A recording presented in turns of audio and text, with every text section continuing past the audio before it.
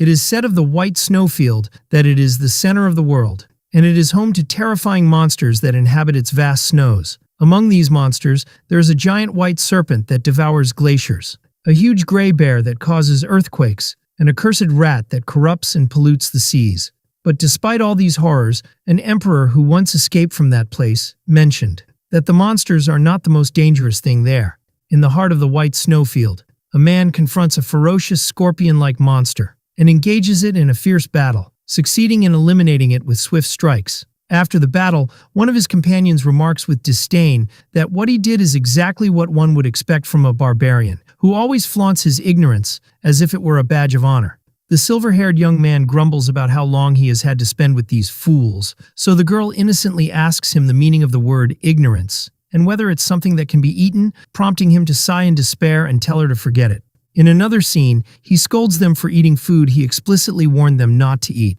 or they would die. He expresses his astonishment at how they devoured everything in less than a week, to which the girl and the bald man respond by considering what they did an admirable challenge, taking his words as a form of praise.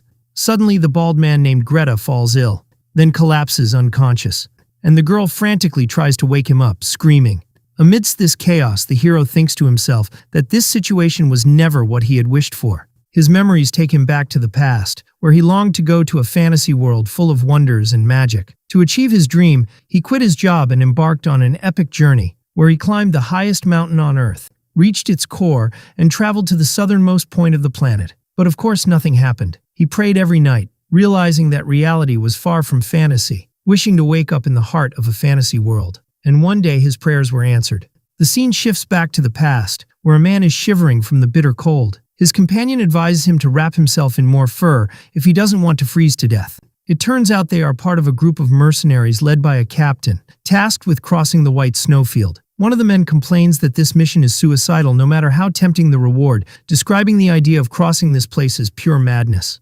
The captain orders them to be silent, reminding them that they all agreed to this mission. The man replies that they didn't know the situation would be this harsh and cold. Inside a warm carriage, an elderly servant asks a young lady named Melina from the House of Akasha if she is okay. She replies that she is fine. Outside, the voices of the guards are heard complaining about the deadly cold, prompting the servant to call them insolent bastards. But Melina defends them, telling her servant not to be so harsh, as they were the only ones who agreed to guard them during their journey across the white snowfield. Afterwards, Melina suggests they should bring the guards inside, as it seems absolutely freezing outside.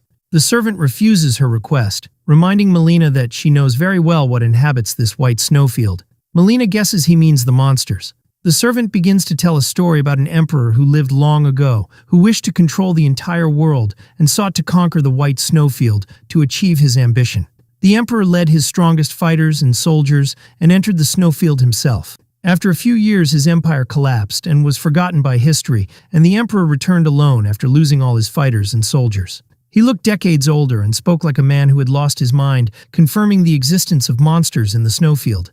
But he added that the most dangerous thing there is not a monster, but the barbarian. He likened the place to a hell from which no one returns alive. The servant tries to say that it's just a legend, but Melina insists that the emperor's words carried weight, as most of the creatures he described were later discovered.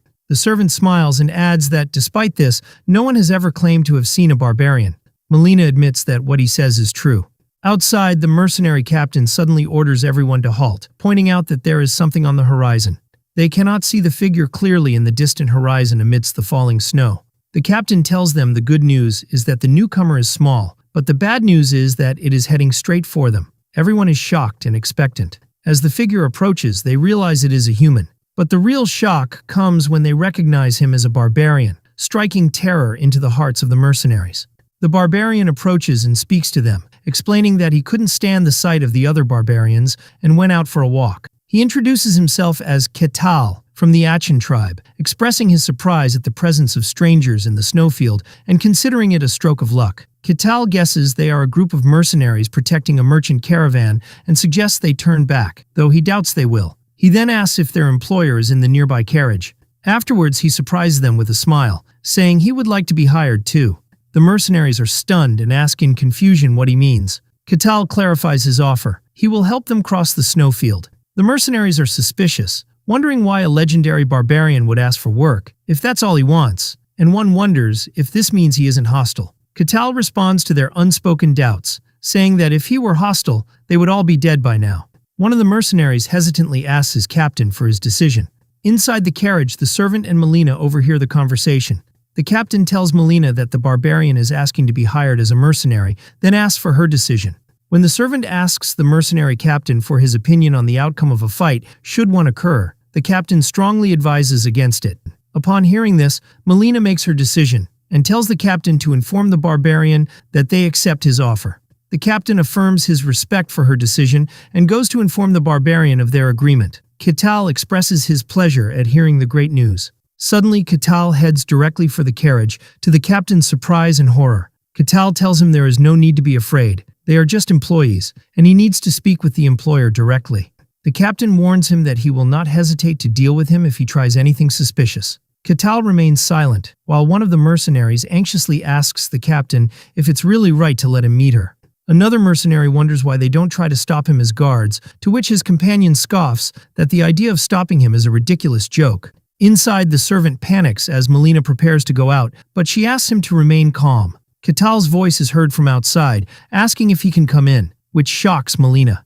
After composing herself, she grants him entry. Inside the carriage, Katal tells the servant he hopes he has calmed down, assuring him he has no intention of harming them. It runs through Melina's mind that the legendary barbarian is standing right in front of her. She greets him nervously, and Katal calmly returns the greeting. Katal comments on the warmth of the carriage, noting that it's difficult to maintain this level of warmth in a snowfield. Melina explains that the warmth comes from magic, and Katal seems satisfied as if he had expected that from this world. Katal gets to the point, explaining that the place is dangerous, and their chances of survival with the current mercenaries are very slim, so he will take over their protection. But he adds that he has one condition, so Melina asks him what he wants. Katal reveals his condition, knowledge from outside the snowfield, specifically the information she possesses. Melina inquires about his request, and Katal assures her she will lose nothing. Melina realizes she has no other choice and agrees. Katal is pleased with her agreement and asks for her name. She introduces herself as Melina from the House of Akasha. He in turn introduces himself as Katal, expressing his pleasure in working with her. The narrative shifts to Katal's inner thoughts, who had longed for a fantasy world, only to wake up one day as a barbarian in a snowfield, with no time to understand why. He remembers that all that existed there was the biting cold and endless powerful monsters, and that he led a tribe, struggled for survival, and endured it all in despair. For countless years, he continuously tried to get out of that miserable snowfield, but an unknown power, appearing as an incomplete quest, prevented him from leaving, as he could only depart after completing it. And just as he was about to give up, people from the outside world would sometimes appear, although he never understood why they would willingly come to such a terrible place. Katal realized that the world outside this miserable snowfield is the world of fantasy and magic he had always longed for. From that moment on, he began to work diligently not just for survival, but for the goal of getting out. He remembers how he crushed monsters and completed the quests given to him one after another, driven by the single thought that he would one day get out. Since he cannot leave this place, the information he gets from outsiders is extremely precious to him. But most of the humans he had met so far either panicked and tried to fight him or went mad. He reflects on how much time has passed since he had a conversation with a civilized person, feeling that talking with Melina is like a healing for his mind after being surrounded by uneducated barbarians. The scene returns to the present, where Katal deduces that they are transporting weapons. Melina asks him in surprise how he knew that. He explains that he can hear the sound of sharp weapons from the carriages, making it obvious, and then asks her if there is a war going on outside. Melina confirms that the Empire and the Kingdom are currently at war, to which Katal comments that the outside world isn't entirely peaceful either. Melina adds that the Great Empire is pushing hard with immense numbers, but the Kingdom does not give in easily, and that swordmasters and heroes are protecting the borders. These terms pique Katal's curiosity, and he asks what kind of power they use. Melina asks if he doesn't know about mysticism, and he replies that he has never left this place. Melina admits she doesn't know the exact details either, but she begins to explain. She clarifies that there is a power called mysticism in the world, and that very few people can feel or use it. These individuals are given power ranks. The third rank refers to those who can only sense the power of mysticism. The second rank includes those who can actually use this power, and the first rank are those who can manifest the power in the form of mana or aura, with knights, mages, and element users typically belonging to this rank. She explains that beyond that, the ranks become meaningless, because their holders are beings beyond human comprehension. She describes the transcendent rank, people who can control and freely use mysticism, capable of splitting the heavens and the earth, and the Swordmaster belongs to this rank. Finally, there is the hero, who is described as a mythical being that goes beyond controlling mysticism to influence the world itself. Melina concludes her explanation by noting that even a third rank holder is considered a powerful person in a small region. After hearing all this, Catal declares that he would like to meet them, leaving Melina bewildered. Catal thinks to himself that he no longer remembers how long he has been trapped here, and he was just desperately trying to survive. All he knows is that he is in a snowfield in the middle of a fantasy world, and he cannot escape it. He desperately wants to get out of this snowfield. He corrects himself insistently, saying that he must get out. Melina resumes her talk, asking Catal if he is the Barbarian from the legends. He replies that one could say so, and he deduces from her expression that she is aware of his existence. She confirms there is a legend about him, which surprises Catal to hear. Catal laughs as he realizes the madman he met before must have been the Emperor from the legend. He then assures Melina that her legend is likely true, as such a person did come here a long time ago. Catal changes the subject, wondering why they are transporting such a large quantity of weapons through this particularly dangerous snowfield. When Catal asks her the reason for her journey, Melina replies that they need a lot of money. She explains that her family, who has been in trade for generations, has accumulated massive debts due to the schemes of envious rivals, and that this journey is to prevent their family's collapse. Catal cleverly deduces that her plan to pay off the debts is to sell weapons to the kingdom, which is at war with the Empire, surprising Melina with his ability to know that. Catal explains his reasoning, saying she previously mentioned that the Empire attacks with huge numbers,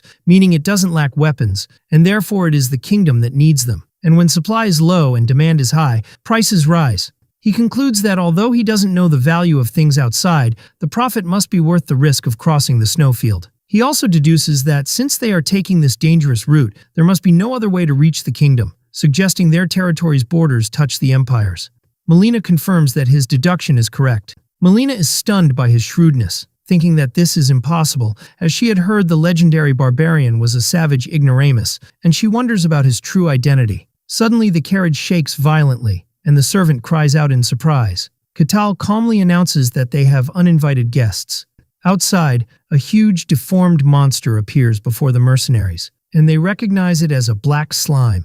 Catal asks if that is its name, and Melina confirms it, adding that it is a monster recorded in the archives. She adds that many powerful adventurers have challenged the snowfield over the years, and though few returned alive, they left records of the creatures they encountered, and the black slime appears in most of these records. She then asks Catal if he knows it too. Catal nonchalantly replies that of course he knows it. They are rubbery things that are okay for a snack, describing them as a decent meal.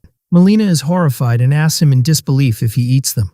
He asks if she wants to try one and suggests they hunt some, but she refuses in a panic. The black slime prepares to attack, and everyone looks to Catal for help. But Catal clarifies that he has a pact with them to protect their lives, and therefore he will only intervene if there is a real danger. He tells them they can handle this thing themselves, and more importantly, he needs to assess the power level of the outside world for himself. The monster attacks the mercenaries, and the captain orders his men to raise their shields. The mercenaries struggle against the monster's powerful attacks. One of them jumps and tries to finish the monster, but he is thrown away like an insect, causing him to curse the monster's strength. The captain remembers an important piece of information and shouts the attack pattern, explaining that the black slime can only move in straight lines, and orders his men to disperse and coordinate their attacks. His men immediately respond to the order, confirming their understanding of the new plan. The mercenaries execute the captain's plan precisely, dodging the black slime's attacks and delivering their blows simultaneously. The monster screams in pain under the weight of their coordinated attacks. As they continue to stab relentlessly, the captain urges them to keep up the attack without stopping. When the captain realizes that normal attacks are useless, he orders his men to target the nucleus hidden somewhere inside the monster. The captain himself delivers a powerful blow with his glowing sword downwards, cutting through the slime's body. The monster's red nucleus shatters, and its body begins to melt. The mercenaries celebrate their victory, panting, and express their disbelief that they actually succeeded in defeating it. But their celebration is short-lived, as another monster, a giant white wolf, suddenly appears.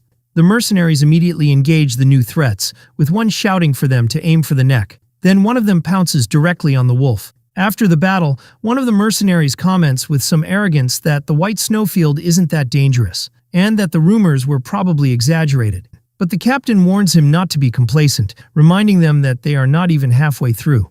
The conversation shifts to Katal, with one mercenary wondering if the barbarian is truly strong, pointing out that he is just part of the emperor's legend and hasn't fought yet. Another adds that Katal, supposedly at the bottom of the food chain here, is relying on them for protection, and suggests they should check his strength. Inside the carriage, silence reigns between Melina and Katal.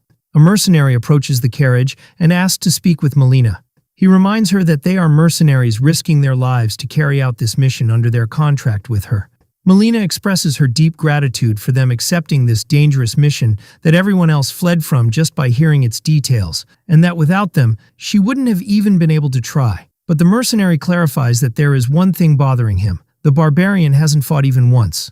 They tell her they wish to confirm if the barbarian truly deserves the special treatment he is receiving. The captain claims he tried to stop them, but they didn't listen. Katal, who was listening, intervenes, saying he doesn't mind testing his strength, but not now. He explains that they have other visitors who came before them. A new ominous voice echoes, expressing its delight at the arrival of weak humans and describing them as a delicacy. Everyone is shocked at the appearance of this new threat. A huge, terrifying white serpent appears, telling them to scream and suffer as they please, as it will add flavor to its meal. The serpent's overwhelming presence causes Melina and the mercenaries to scream in pain. Katal steps forward and orders the serpent to stop, declaring that these are his guests, and commands it to go back. The serpent asks Katal why he is there, reminding him of the snowfield's rules that prohibit leaving the tribe's territory. Katal replies that it's none of its business, which angers the serpent, telling him not to be ridiculous. The serpent announces its identity as a serpent, wondering how a barbarian dares to give orders to it, the one promised immortality. Katal sarcastically replies that it then needs to be disciplined, and launches himself at it in a fierce attack. The clash results in a massive explosion of energy, creating a powerful shockwave. Melina screams from the intensity of the blast and its impact. Katal stands over the defeated serpent, saying it's the type that only listens after getting a good beating. Melina watches the scene in awe, and Katal reassures her that he will finish it quickly. Katal unleashes a final devastating attack, annihilating the serpent in a flash of brilliant light. After what happened, the mercenaries who had doubted Katal's power beg for forgiveness, to which he replies that it's okay because he understands it's not easy to trust a stranger. Katal tells Melina he has a question. He notes that from her clothes and way of speaking, she doesn't seem like just a simple representative of her family, and asks her why she personally undertook this dangerous journey. After some hesitation, Melina reveals she is the first daughter of Velika, a concubine or second wife to Lord Kasakakasha. She explains that her mother, who came for a political marriage, was used and abandoned, a miserable mother with no real power. Melina confesses that she and her mother are considered family in name only, but in reality they are treated like servants, then regrets revealing so much. She confirms that she volunteered for this dangerous journey, adding that someone had to set an example. Katal tells her he understands, describing her as very smart, greedy, and highly ambitious. Suddenly, the exit of the snowfield appears before them. The mercenaries are surprised by the scene before them, seeing green grass, heralding the end of their journey in the snow.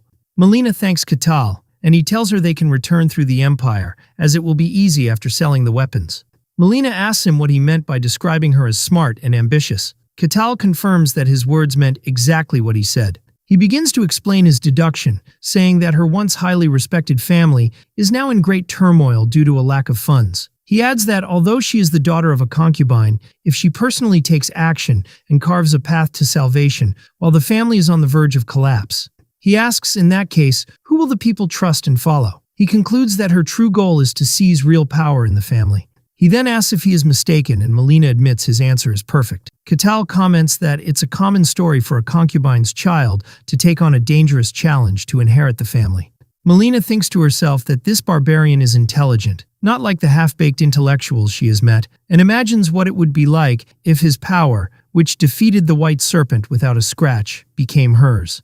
Accordingly, she offers Katal to come with her if he ever considers leaving the snowfield. Katal declines her offer for now, explaining that he still has some matters to attend to. So, Melina offers him a piece of her jewelry. She tells him that if he ever gets out and looks for the Akasha family, he should show them this piece. Katal gladly accepts the gift. They exchange farewells, with Melina thanking him and praying they will meet again. Katal watches their carriage as it drives away. 5 years later, in the white snowfield, a message appears stating that Katal has completed quest number 1784 and that all conditions have been met. Another message appears telling him he can leave the snowfield, and he begins to cross through a shimmering barrier. Katal thinks that this is finally his first step into the fantasy world he has always wanted. He enjoys the smells of grass, animals, and the river, scents he would never have experienced in the snowfield. He expresses his happiness with these new smells, feeling completely satisfied. He shouts at the distant snowfield, vowing never to return to it.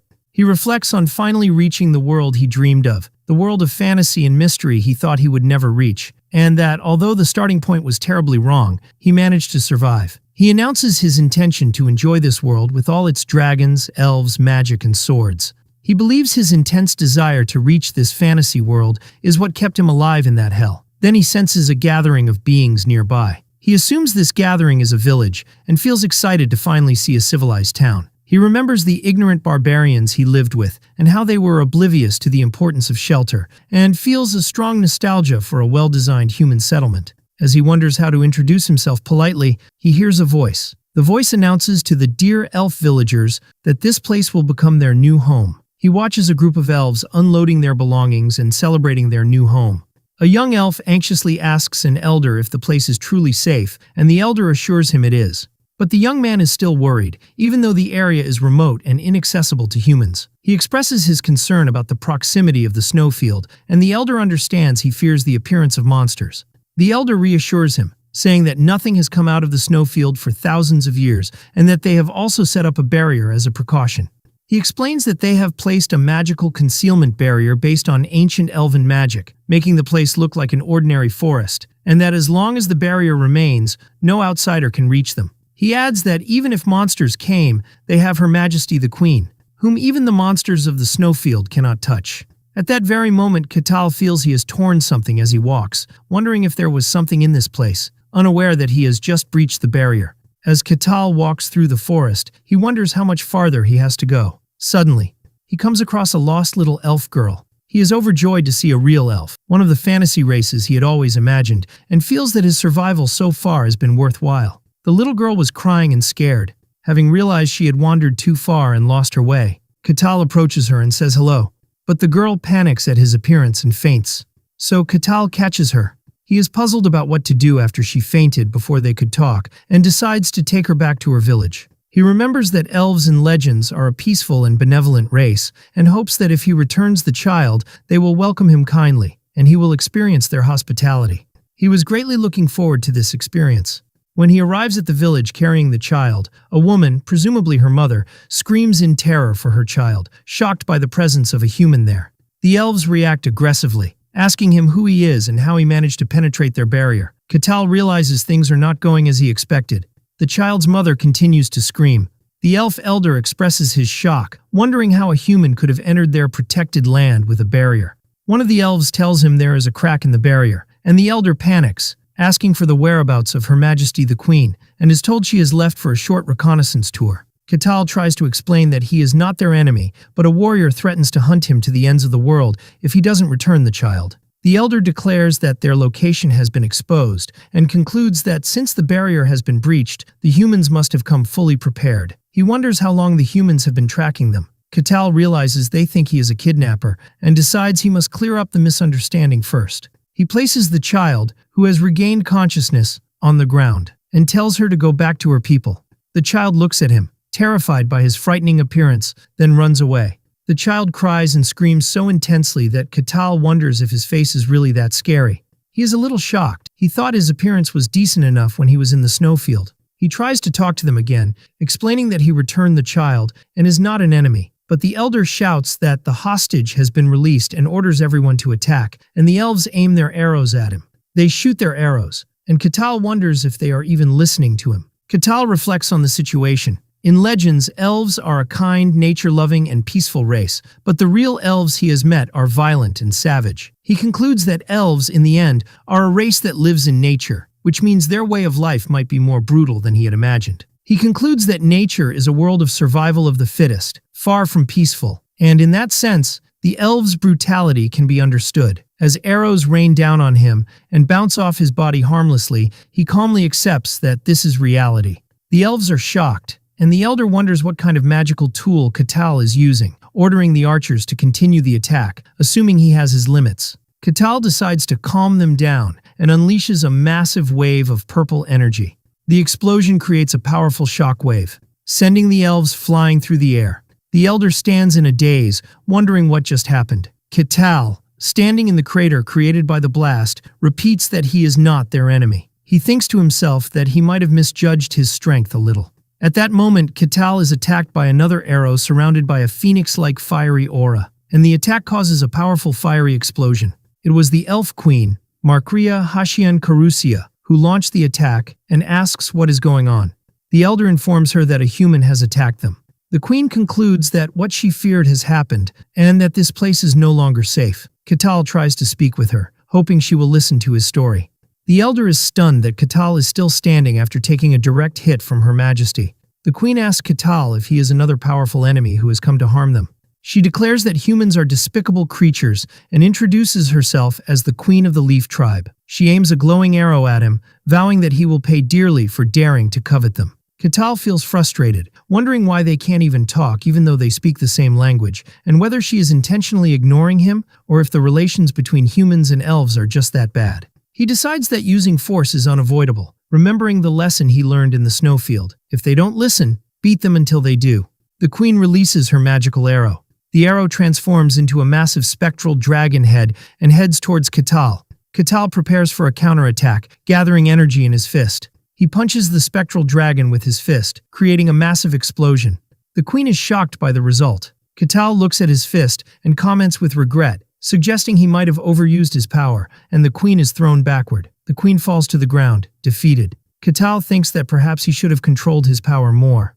The queen realizes from this brief clash that her opponent is strong, at least at a transcendent level, and wonders why someone so powerful is here. The elf queen recognizes Katal's power and orders her people to leave the area immediately for their safety. The elves withdraw on her command. The queen tells Katal that she acknowledges his strength, but assures him he will never achieve his goal. Katal thinks to himself that the situation has turned into a complete disaster when all he wanted was to talk to them. The queen begins to chant a powerful spell, summoning a horned being that carries the purest flame. She summons a great spirit in the form of a flaming bull, named Vigo.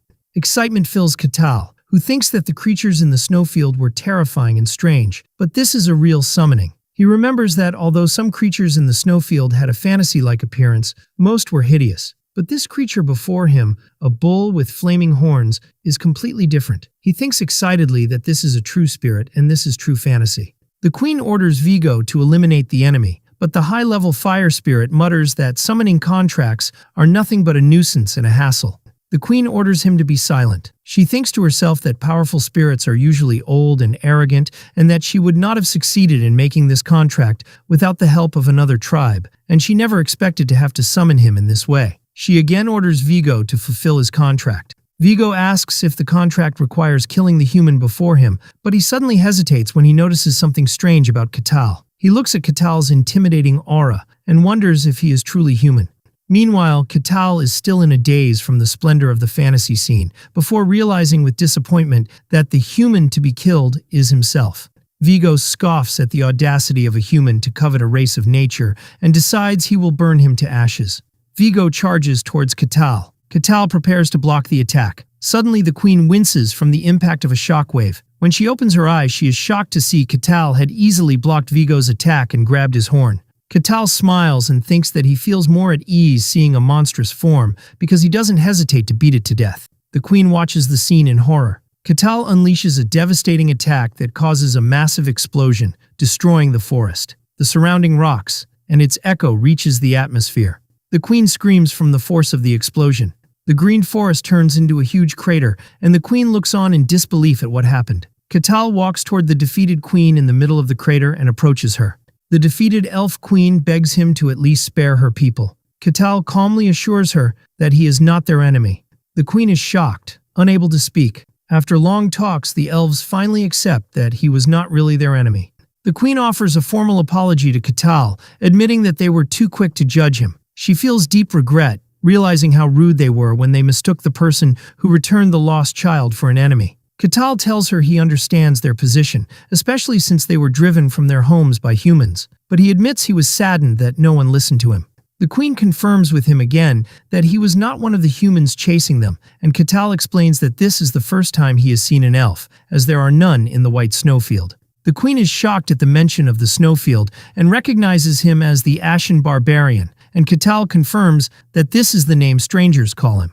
The queen expresses her disbelief, having thought it was impossible for humans to survive there. She asks him worriedly if his coming from there means that others can come too. Katal answers that he doesn't know for sure, but he doesn't think anyone else will get out the same way he did. He explains that there are rules in the snowfield that not even powerful beings like dragons can break, and that for some reason he was the only one able to escape through something called a quest, believing his case is a rare exception.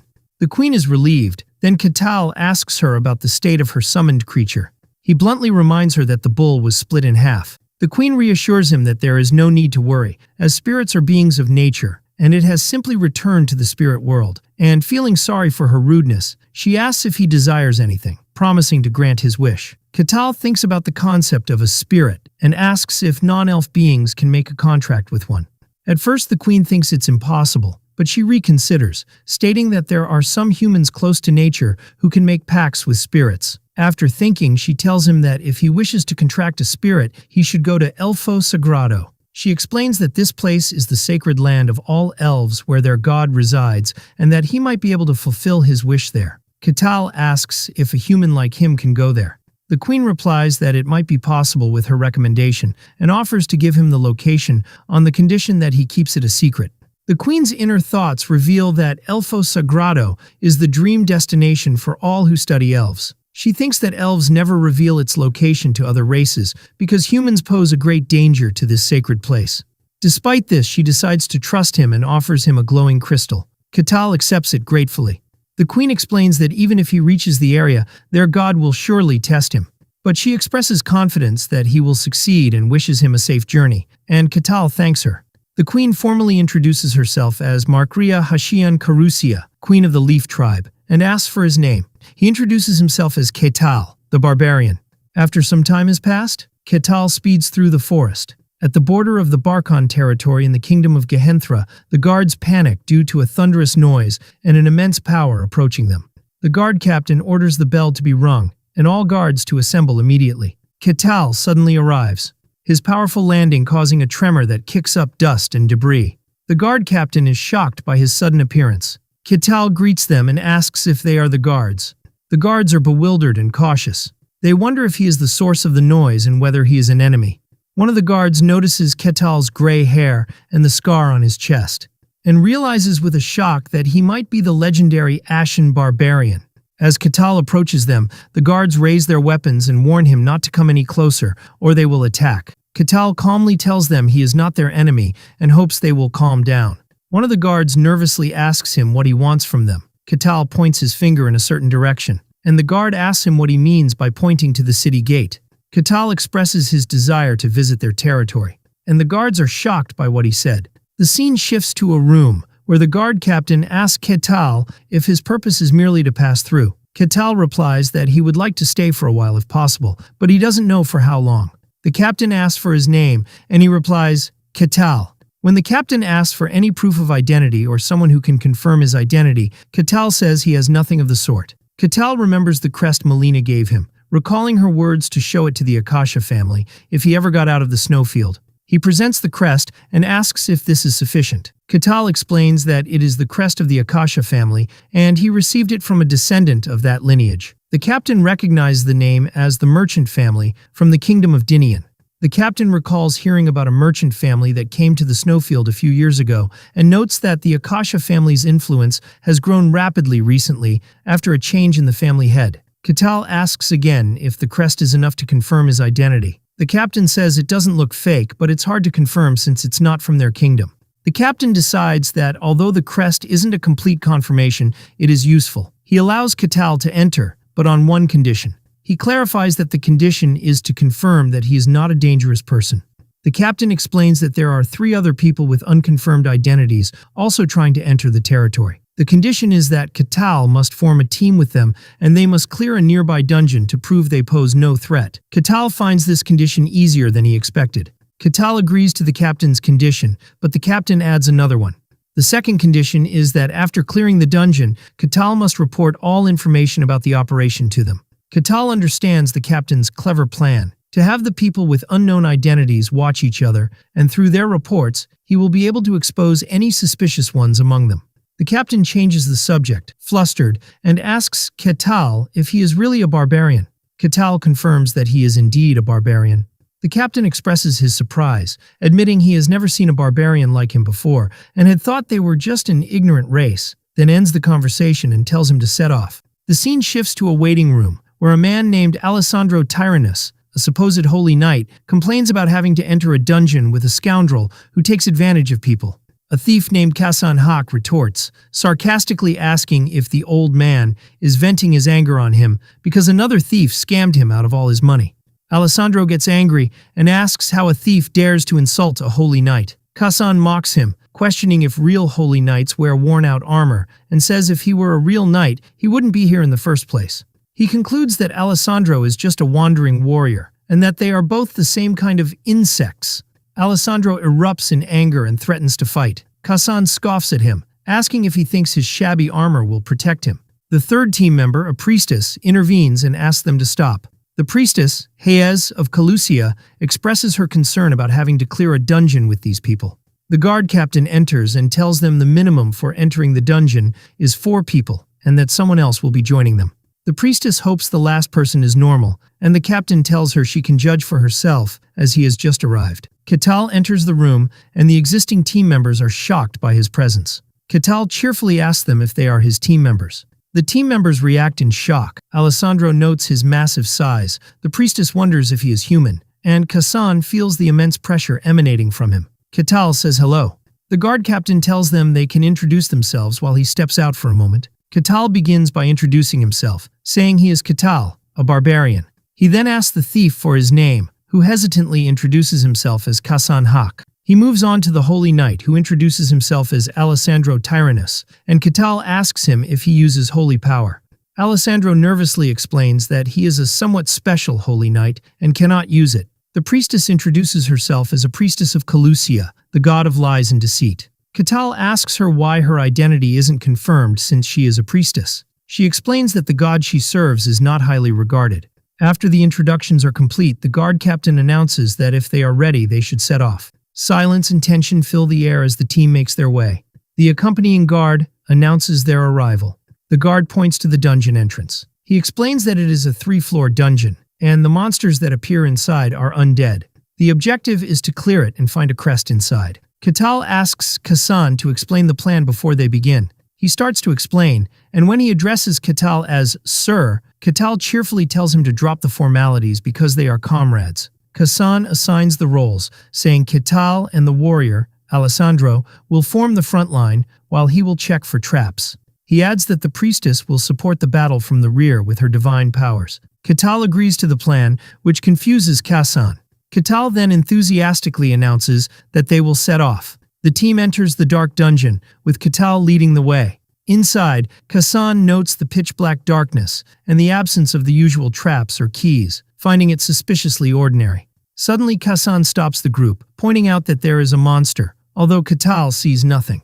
He points to the bone fragments scattered on the ground, explaining that they are skeletons that will rise and attack them if they get any closer. Kasan realized to himself that the guard captain knew about this, and that this dungeon was not just a test, but a way to get rid of troublesome outsiders. Katal thinks about the word skeletons. Alessandro explains that skeletons are powerful monsters that keep moving even if they are injured or their limbs are cut off. He adds that their defense is high because they are made of bone, making the dungeon's difficulty higher than expected. Kasan takes the lead again, telling the priestess to prepare her divine power, Alessandro to ready his shield, and Katal to get ready as well. He explains that his role is to exploit opportunities during the fight, and advises them to target the skeleton's weak point, the neck, and to strike it multiple times due to its toughness. Katal thinks that Kasan is a good leader. As soon as they advance, a skeleton rises from the ground. The team members prepare for battle. but Katal simply raises his hand. With a single easy blow, he shatters the skeleton's skull. He then blows the magical dust off his hand. The rest of the team is completely stunned. Katal comments to Kasan that he was right, the skeletons don't move after their heads are crushed. Kasan laughs nervously and explains that's not what he meant. Smashing a skeleton's bones with a single blow is nearly impossible, even for skilled swordsmen, unless they can use aura, which means Katal's strength is beyond comprehension. Kasan continues his thoughts, explaining that the only way to defeat a skeleton enhanced by dungeon magic is to repeatedly attack its neck to sever the neck bone, much like felling a tree. He concludes that what Katal did, shattering the skeleton's head and turning it to powder with a single blow, is logically impossible. He admits to himself that he knew Katal was strong from the first moment, but he never imagined he was this strong. The team members look at Katal in shock, and Alessandro wonders if he is really human. Katal simply says they should keep moving forward. The rest of the team immediately responds, agreeing nervously, and Katal finds their sudden haste amusing.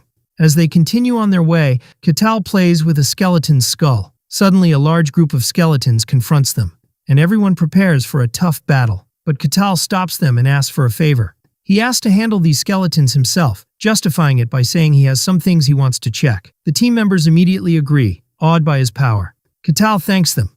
Alessandro wonders what he intends to do. Katal approaches the skeletons, finding their structure interesting. One of the skeletons begins to attack him, and he seems to be analyzing its movements and structure. He then addresses one as if it were a training partner, asking it what it will do now. The skeleton attacks him with its sword. Katal easily dodges the blow. He then grabs the skeleton's hand and asks with a smile what it will do about this. He then breaks the skeleton's arm with his bare hands, and the skeleton is surprised by what happened and feels insulted. He then skillfully catches its fallen sword with his other hand. Katal mocks the situation, commenting on the skeleton's ability to switch hands. When the skeleton attacks, Katal grabs its hand again. He then breaks the blade and dismantles the skeleton's arm. The skeleton continues to attack, but Katal dodges it with ease. He blocks the skeleton's direct blow with his hands, smiling and expressing admiration for the skeleton possessing intelligence. One of the team members groans in disbelief. Alessandro is completely stunned as he realizes the reality of Katal's seemingly impossible strength. Alessandro thinks to himself that this is a true barbarian. Katal removes the skeleton's skull and then crushes it under his foot. He then apologizes to the team for keeping them waiting, but the team members, now in a state of awe, tell him he can do whatever he wants. When Katal suggests they continue, the team nervously agrees. They reach the entrance to the second floor. An exhausted Kasan suggests they take a short break. Katal agrees, much to Kasan's relief. During their break, Katal says he has some questions about the dungeon. The priestess Hayez invites him to ask. Katal begins his talk by shyly admitting that he lacks a lot of knowledge. Hayez encourages him, saying that the desire to learn is a wonderful quality, and asks him what he is curious about. Katal notes that the dungeon was very close to the territory. He asks if the presence of dungeons and monsters near where people live isn't a problem. Hayez explains that dungeon monsters don't usually come out, and that although there are exceptions, they are dealt with beforehand. Kasan adds that dungeons appear naturally, sometimes as caves or towers. He points out that most of them appear near large population centers. Hayez adds that when a dungeon appears, the territory assesses its danger level, and then people like them are sent to deal with it. Katal asks if they appear within the territory itself, and the priestess clarifies that they appear at a certain distance from populated areas. Katal then asks if there is a reward for successfully clearing the dungeon. Hayez confirms this, explaining that there is usually a boss on the top floor, and defeating it grants various rewards, and that the rewards in a dungeon of this level would be very good. Katal smiles and thinks that it's like a game, and when Hayez asks him, he claims he was talking to himself. He asks one last question: who makes these dungeons? The team is taken aback by the question, and Hayez answers that they appear naturally and no one makes them. Katal finds this strange, pointing out that they appear near population centers, as if they were made to be explored. He continues his analysis, saying that they appear near where people live and lure them with rewards. He concludes that it seems too artificial to be a natural phenomenon. Hayez is astonished, realizing the truth in his words. She admits that she never thought about it before because it seemed self-evident. Kasan thinks to himself that he never questioned it because it was an accepted principle in fact, and wonders how this barbarian could question such a truth. He concludes his thoughts by stating that barbarians are an ignorant and savage race, cruel and merciless beings, and that this fact has not changed. Kasan continues to think to himself, wondering if this barbarian is really normal. Katal gets the team's attention, asking them if they have rested enough. The team members nervously confirm that they have. Katal cheerfully tells them they should set off again. The team ventures deeper into the dungeon. They encounter something, and Katal asks about it. Kasan explains that it's a treasure chest, one of the labyrinth's rewards, and tells Katal he can have it if he can open it. He adds that opening a chest of this level requires a skilled thief with a proven ability in lockpicking. Kasan laments that a thief with such skill wouldn't need to enter a dungeon in the first place, suggesting they should abandon it. But Katal simply tells Kasan to open it. Kasan is shocked. Katal points out that this is a treasure chest and Kasan is a thief. Katal enthusiastically explains that opening treasure chests is the essence of a thief's work, and that he is excited to see a thief's skills for himself. Kasan thinks that Katal is not wrong, but there's a problem. If he could do it, he wouldn't be here in the first place. His internal struggle reveals his lack of self-confidence. He is just a minor thief, not even recognized by the Thieves' Guild, and he doesn't actually possess lock-picking skills. He can't tell Katal the truth, fearing that the anticipation in his eyes will turn to disappointment. Katal intervenes when he sees his hesitation, asking if he is incapable of even doing this, calling him useless. Driven by fear, Kasan agrees to try. As he works, he feels Katal's piercing gaze from behind him, thinking in terror that he won't survive if he fails. He desperately tries to remember the skills he saw another thief use when he was working as his porter. He puts his life on the line and focuses with all his might. Katal looks at him, puzzled by this intense effort. With a click, Kasan succeeds, announcing with tears in his eyes that the chest is open. Hiez expresses her genuine admiration, saying it's amazing, and that she never expected to see a skilled thief open a treasure chest herself. Katal congratulates him on his impressive work. Kasan goes through a moment of existential crisis. He had always prided himself on doing his best to survive, but at this moment, he questions this belief for the first time in his life, wondering if he has truly been doing his best all this time, and with that, Kasan loses his pride. Katal asks about the value of the treasure, and Kasan estimates it's enough for an average family to live comfortably for about a month. Katal asks Kasan to organize the rewards. As Kasan begins to sort the treasure, he suddenly screams in terror. The team cautiously advances and continues on their way. They find another skeleton lying on the ground, and Katal tells them to wait. Katal notices 4 skulls, deduces there are 4 skeletons in total, and announces that he will take care of 3 of them. The team is stunned. Katal tells them with a smile that he will leave the last skeleton for them. Kasan realizes this is a real fight and a test for them, and the rest of the team understands the situation and agrees. The skeletons begin to assemble themselves from a pile of bones, a sight Kasan finds terrifying. The 4 skeletons rise to face them. Kasan orders everyone to engage, and the priestess Hiez begins to chant her prayer. The skeletons rush towards them. As one leaps towards Kasan, Katal grabs the rest of the skeletons, telling them not to spoil this rare scene. A skeleton attacks Alessandro, who blocks it with his shield. Alessandro dodges the attack, and Kasan jumps in to attack the same skeleton. Hiez casts the Shadow of Illusion spell, which hits the skeleton and makes it stagger. Katal watches and laughs, commenting that it's rare to see a textbook example of organized party combat. He eliminates the 3 skeletons in his hands and then says he can now enjoy the show. Kasan continues to try and attack the skeleton. The team members realize that Katal is testing them. The last skeleton, left for the team, seems confused after its comrades disappeared. Kasan thinks to himself that if they show weakness, they will die. After the battle ends, the team appears extremely exhausted. Katal thinks that those who came to the snowfield were all strong. The team advances, and although the monsters on the 3rd floor were also skeletons, thanks to Katal's leadership, they progressed without much difficulty, until they finally reached their destination. They arrive at the deepest room of the dungeon. There, they find the dungeon boss, a skeletal knight sitting on a throne. Hiez is shocked, wondering why such a being is here. Katal asks if this monster is different from the others, and Hiez confirms that it is very strong. She explains that the skeletal knight is an opponent that can only be faced by those at the knight level, and this monster is beyond their ability to handle, then asks what would happen if they decided to turn back. Kasan explains that in that case, the territory would conduct an investigation, and if they found the decision was reasonable, the matter would usually be resolved without issues. Katal describes the team's decision to withdraw as reasonable. The skeletal knight sitting on its throne radiates an ominous energy. Katal approaches it, admiring that it's a skeleton that can maintain its own form. The skeletal knight rises from its throne and draws its sword. He warns of its danger. She tries to block the blow it unleashed with a shield, but it shatters, so Alessandro intervenes to block the blow with his shield. The shockwave knocks the team members back, but Catal remains standing, unaffected. Alessandro expresses his disbelief at the power of that single attack. The skeletal knight rushes towards Catal. Catal calmly watches its approach. With a single blow, he completely obliterates it, and the skeletal knight shatters entirely. The rest of the team is completely stunned. Catal dusts off his hands and simply asks if that's all. A new treasure chest appears, and Catal calls out to Kassan. He asks if he can open it, and Kassan replies in a panic that it's impossible because it's protected by a high-level lock beyond his skills. Catal comments that it's a shame, and Kassan agrees that they should abandon the chest. Catal ignores this and prepares to smash the chest open by force, shocking Kassan. With a powerful blow, Catal shatters the chest and opens it. Catal comments that the reward might be bigger this way and asks Kassan to collect the loot. Kassan thinks to himself that he has never heard of smashing a treasure chest by force and wonders why Catal asked him to open the first chest if he could simply smash it. They exit the dungeon, which begins to disappear. Kassan explains that when a dungeon is fully cleared, it disappears, and he concludes that there was no secret room this time.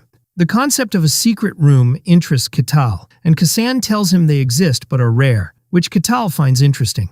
The guard captain is waiting for them, shocked at their swift return. The captain asks about the dungeon, and Catal replies that it was very satisfying. The captain tells them he will follow the exit procedures and asks them to accompany him one by one. The priestess is questioned first, and she reports no major problems. The guard captain asks her if she thinks the barbarian can stay in the territory. The guard captain thinks to himself, hesitant about the decision to let the barbarian stay, noting that his ambiguity only shows when he is talked about. He concludes that clearing the dungeon was just a means, and the real goal was to expose dangerous individuals. During Kassan's questioning, he mentions that Catal doesn't seem like the type to cause trouble. Alessandro reports that the barbarian is brutally strong but hasn't harmed anyone, concluding that he is completely different from ordinary barbarians. When Catal is questioned, he praises his team members, commending Kassan for his excellent work in disarming traps and trying to open the chest, Alessandro for holding the front line as a warrior, and he has his prayers that supported them in battle. The captain finds this mutual praise unusual, as strangers forced to work together usually don't end up praising each other. The captain makes his decision and grants them permission to enter, but warns them they will be expelled if they cause any trouble. He then gives them the reward for clearing the dungeon and asks them to divide it among themselves, which impresses Kassan, who notes that guards sometimes seize the reward for themselves. Catal cheerfully announces that the reward should be divided fairly. The other members are confused and refuse their share, saying they are fine without it. But Catal insists that they cleared the dungeon as a team, so the reward must be shared fairly, and he accepts no objections. He then enthusiastically suggests they celebrate by drinking at a nearby tavern.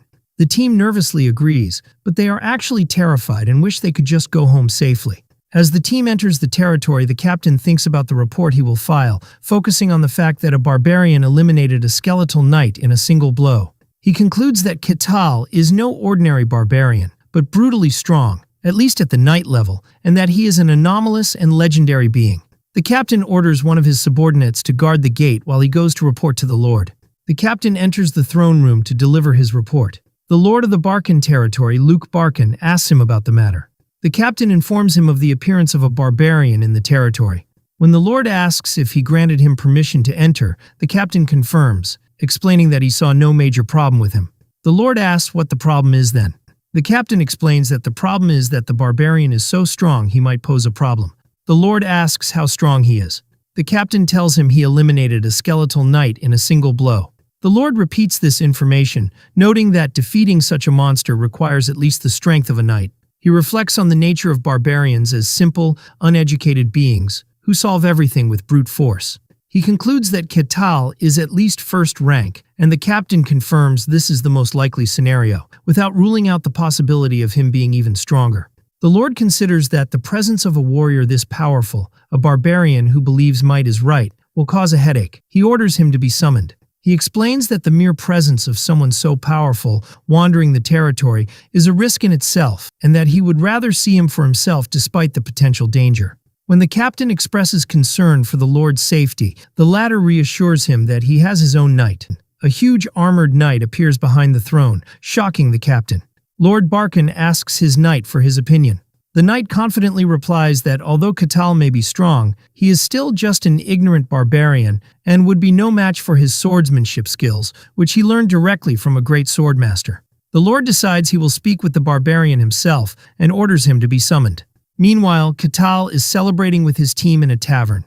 The rest of the team looks completely exhausted by Katal's massive appetite for food and drink. Katal comments that the food is delicious and the place is quiet, and tells them to eat whatever they like on his tab. He turns to Alessandro and verifies that he is a paladin. He then asks him what kind of holy power he uses, because he didn't see him use any in the dungeon. Alessandro nervously explains that he is still in the training phase and his divine power has not yet awakened. Katal comments that this is a pity, and then asks the priestess Hayez if there is a temple for her god, Calusia, nearby. Hayez replies that she doesn't think so, because her god is not widely welcomed. It is explained that Calusia is the god of lies and deceit, an outcast and rejected deity by the general populace. Hayez asks Katal how strong he really is. Katal replies that he is unsure of his rank because he has only recently left the snowfield, and in turn asks them about the strength of the skeletal knight. Hayez explains that to face a skeletal knight, one must be at least second rank, and to defeat it in a single blow as Katal did, one must be first rank. Katal concludes that his power level is considered second rank. At that moment, the panicked tavern owner interrupts them, announcing that the tavern is about to close, terrified by the barbarian's presence. Katal apologizes and asks everyone to leave. When he asks them if they have other plans, they all assert in a panic that they are very busy. Katal expresses his regret and bids them farewell, hoping to see them again. But their collective thought is that they never want to see him again. Later, Katal is resting in a bed at an inn. He is grateful that he could afford the inn thanks to the dungeon rewards. He considers this place a paradise compared to the snowfield. He thinks about his long journey to reach civilization and his desire to explore more. He decides he wants to go on an adventure and considers destinations like the Elf Sanctuary, the Tower of Magic, and the Royal Capital. He is awakened by a violent knock on the door. The guard captain is at the door and apologizes for waking him. The captain informs him that the Lord wants to see him personally. Katal is interested that the master of this land wants to meet him. He cheerfully agrees. As he gets dressed, the captain is puzzled by his easy agreement, wondering if he has come to the right place. As Katal walks through the territory, which he had only seen at night before, he finds the daytime scene absolutely wonderful. He thinks happily that if this is the kind of lucky fantasy he's going to have, he welcomes it any time. The accompanying guard is bewildered and decides he should distract Katal as much as possible. The guard captain announces the barbarian's arrival to the Lord, who orders him to be brought in. Katal enters the throne room. Lord Luke Barkan, the master of the Barkan territory in the kingdom of Gehenthra, welcomes him. They shake hands and Katal expresses his pleasure at meeting the rightful lord of the territory. He introduces himself as Katal the Barbarian. The guard is shocked to see a barbarian bowing his head. The Lord thinks that barbarians never bow their heads because strength is everything to them, and sarcastically comments that if one lives long enough, one will see everything. The Lord comments that Katal has learned proper etiquette and invites him to sit. Katal contemplates the design of the Lord's castle. He notices the knight guarding the Lord and compares the castle to those of the medieval era. He is amazed to see a real knight, just as he had imagined as a child. But the knight was emitting a clear and strong killing intent.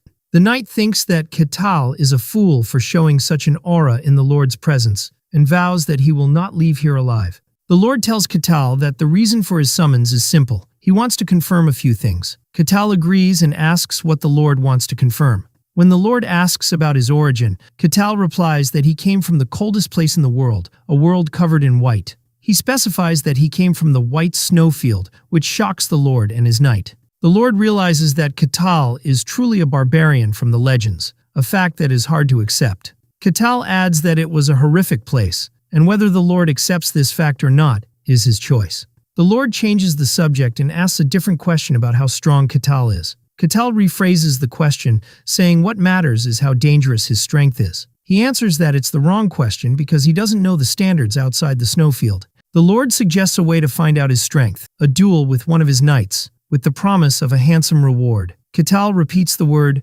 duel, and the Lord confirms it will not be a battle to the death. Katal smiles and says he likes the idea, feeling excited at the mere thought of dueling a knight. His thoughts reveal his immense excitement, not just to duel a knight, but a knight from a fantasy world, a being who uses mysterious power and aura. Katal thinks excitedly that he is really looking forward to this duel, considering it a chance to witness a real knight's skills up close. In contrast, Lord Barkin thinks that, despite Katal's politeness, a barbarian remains a barbarian, and his beastly nature that enjoys fighting does not change. The two combatants find themselves in a large dueling arena. The Lord announces the start of the match, expressing his hope that no blood will be shed. The knight arrogantly tells Katal to consider it an honor to witness his swordsmanship. Katal replies that he certainly hopes so. The knight is angered by Katal's calmness and vows to show him the vast difference in skill.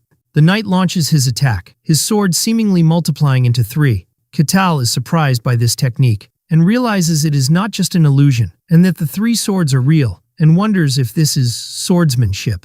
The knight is impressed by Katal's ability to dodge his attack by a narrow margin, but sees no need to follow up. With a simple flick of Katal's finger, the sword shatters and the knight is confused, wondering what that was. Before he can realize it, Katal grabs his face. He throws him away and the knight is defeated in a single blow. The Lord is in absolute shock, realizing that a first-ranked knight has been defeated in a single blow, and marvels at Katal's overwhelming power. Katal asks if the match is over. The shocked Lord confirms it is. The Lord assesses the situation in his mind. A barbarian defeats a first-ranked knight in a single blow. His power is monstrous, at least at a supernatural level, and the depth of his power is still unknown. He concludes that a barbarian with such power could upset the balance of power in the world. He decides it is time to inform that person, one of the few people in the world who holds the title of Swordmaster. The Lord contemplates the Swordmaster's arrival, wondering if he will be interested in the matter. Suddenly, a white-haired old man appears in the Lord's room.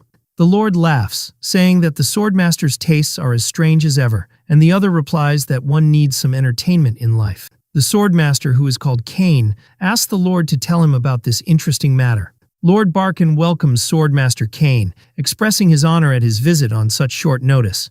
Meanwhile, the knight who faced Katal is recovering in his bed. The Lord visits him and asks about his health. The knight apologizes and says he will be fine in a few days. Swordmaster Cain appears and scolds his student, saying he should be apologizing to him for losing to an unknown barbarian. Cain examines his student, noting that he has no injuries. He thinks that he saw his student's armor completely shattered, and given his condition, it would have been normal for him to die, yet his body is intact. Cain wonders if the barbarian deliberately controlled his power. The Lord agrees, adding that Katal is not just a reckless barbarian, but can control his power with amazing precision. Cain concludes that showing such restraint means Katal's power far exceeds the knight's level, and that he is at least at a supernatural level. Cain sinks into deep thought. Lord Barkin asks for his opinion, comparing Katal's strength to his own. Cain confidently replies that despite Katal's strength, he is a sword master, and that even supernatural power cannot reach him.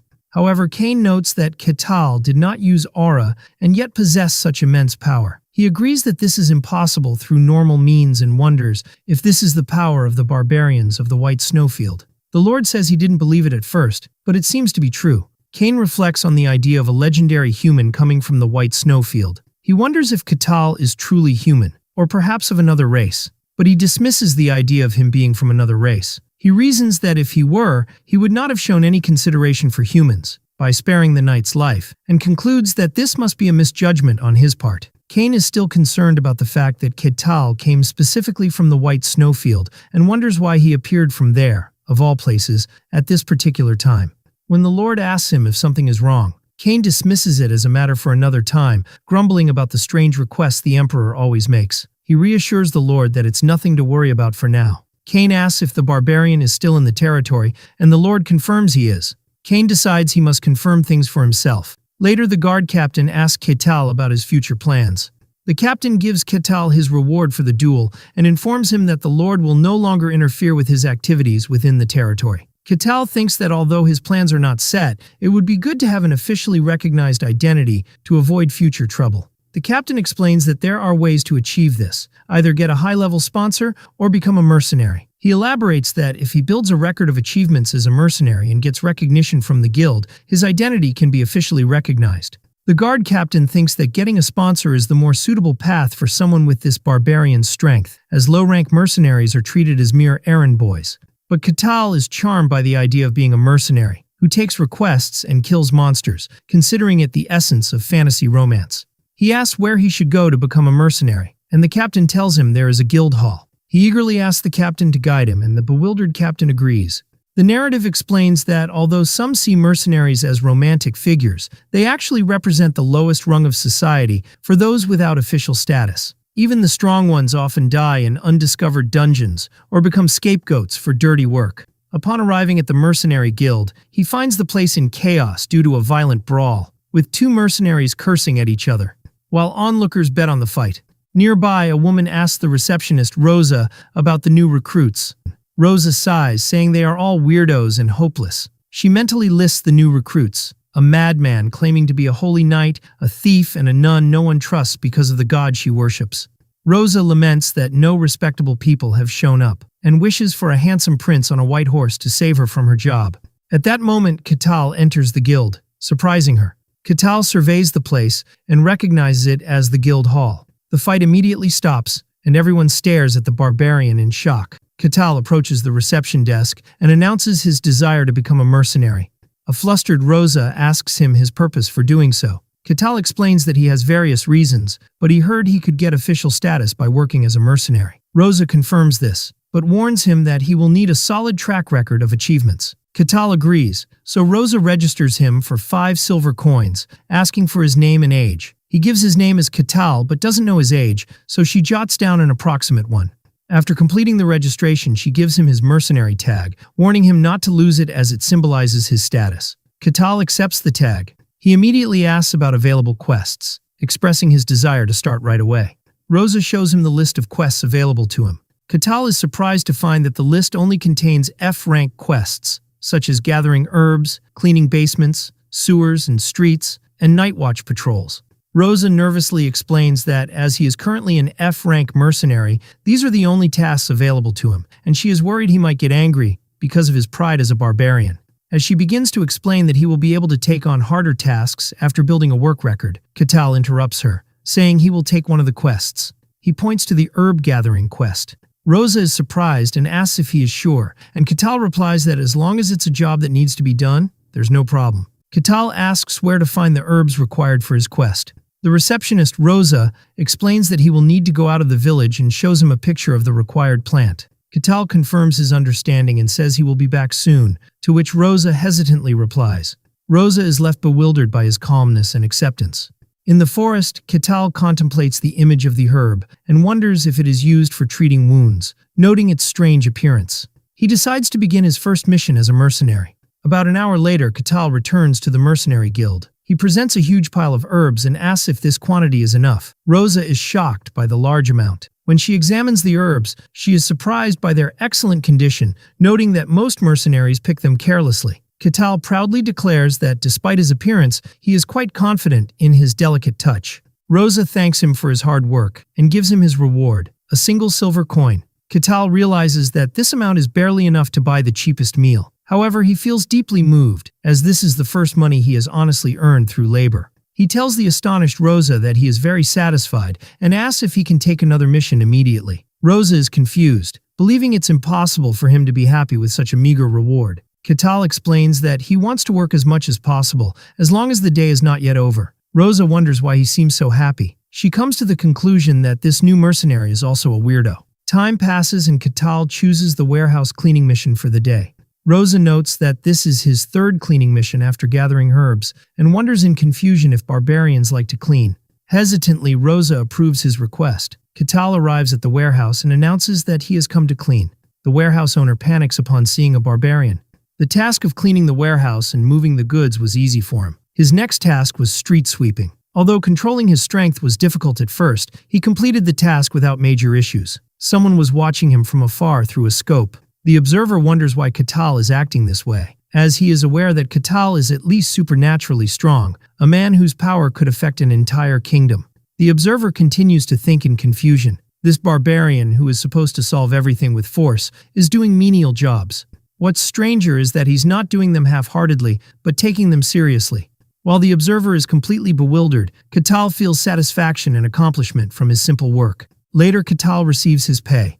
Rosa tells him this is his reward for completing 15 missions, which is 15 silver coins. Katal thanks her and tells her he will be back the next day to start his 2nd day in civilization. Katal walks through the city, enjoying the sights of daily life. He spots a building that turns out to be a library. When he enters, the librarian panics. He asks her if she minds him reading some books, which only increases her terror. Katal begins to read quietly. The swordmaster watches him in confusion, wondering if the barbarians of the snowfield are more civilized than others. Katal discovers from a history book that the Empire has won the war. He connects this information to Melina's visit a few years ago, who was on her way to sell weapons to the kingdom that lost the war. He reads that the Empire is now a dominant power, and that the kingdom of Barkan, where he is essentially a vassal state. The book goes on to explain that the Empire has swallowed half of the human world and continues its aggressive expansion. Katal thinks about the idea of world domination. He decides that's enough of human affairs and turns to what he really wanted to study: non-human races. He picks up a book that collects information on non-humans, realizing that the fantasies written in it are existing realities in this world. Katal continues his reading, learning about Manhwa, the tunnels of the dwarves, and the richest caves in the world. He reads about the fairy village Pizarabia and the sky city of the Celestials, Lagmeria. Then he reads about Elfo Sagrado, the sacred sanctuary of all elves whose location no one knows. Katal thinks that thanks to the information he got from the elf queen, he now has what it takes to enter this sanctuary. He is surprised to read that there are other places similar to the White Snowfield. The book describes demonic realms, places that do not allow human presence and are filled with twisted and deformed beings, and mentions that there are 5 particularly vast realms. These 5 realms are the Silent Forest, the Abyss, the Deep Sea, the Bottomless Pit, and the White Snowfield. The book states that terrifying beings called the Others inhabit these realms but cannot cross over into the human world. Katal marvels at the vastness of this world, as the snowfield alone was immense. He decides that this is all he can learn here and prepares to leave. He thanks the terrified librarian, who stammers a reply. Later, Katal returns to the mercenary guild and asks Rosa about today's missions. Rosa hands him the quest list. Meanwhile, Swordmaster Kane, who has been observing Katal for the second day, concludes that he is truly strange and decides he must meet him personally. Later that evening, Katal walks happily, having completed another 12 missions. He thinks that the small tasks are accumulating, and at this rate, the day he is recognized as a true mercenary will come soon. Suddenly, he feels someone following him and stops. He turns to face a hooded figure, Kane. Kane is shocked that Katal noticed him. Katal asks the person who has been following him all day about their purpose. Kane thinks to himself how Katal could have possibly noticed him. He is stunned because he had concealed his presence with aura, something that even those with the sharpest senses are not supposed to notice. When Katal sees the hooded figure's silence, he assumes it's a thief and prepares to fight, which confuses Kane. Katal thinks that even in safe places there are thieves. Kane panics, thinking that Katal won't believe him if he tells him he is a swordmaster.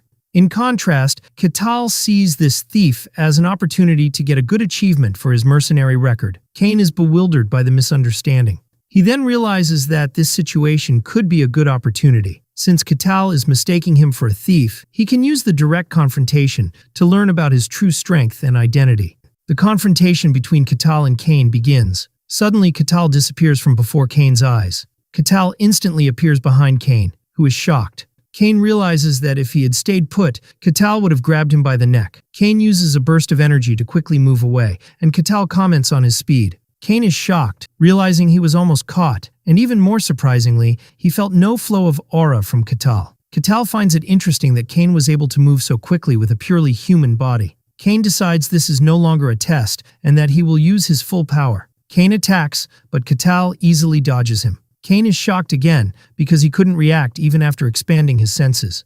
Katal grabs Kane's arm, who feels an immense force as if his whole body is being pulled by force. In pain and unable to match him in strength, Kane decides to release his full power. Green light mana envelops Kane's body, surprising Katal.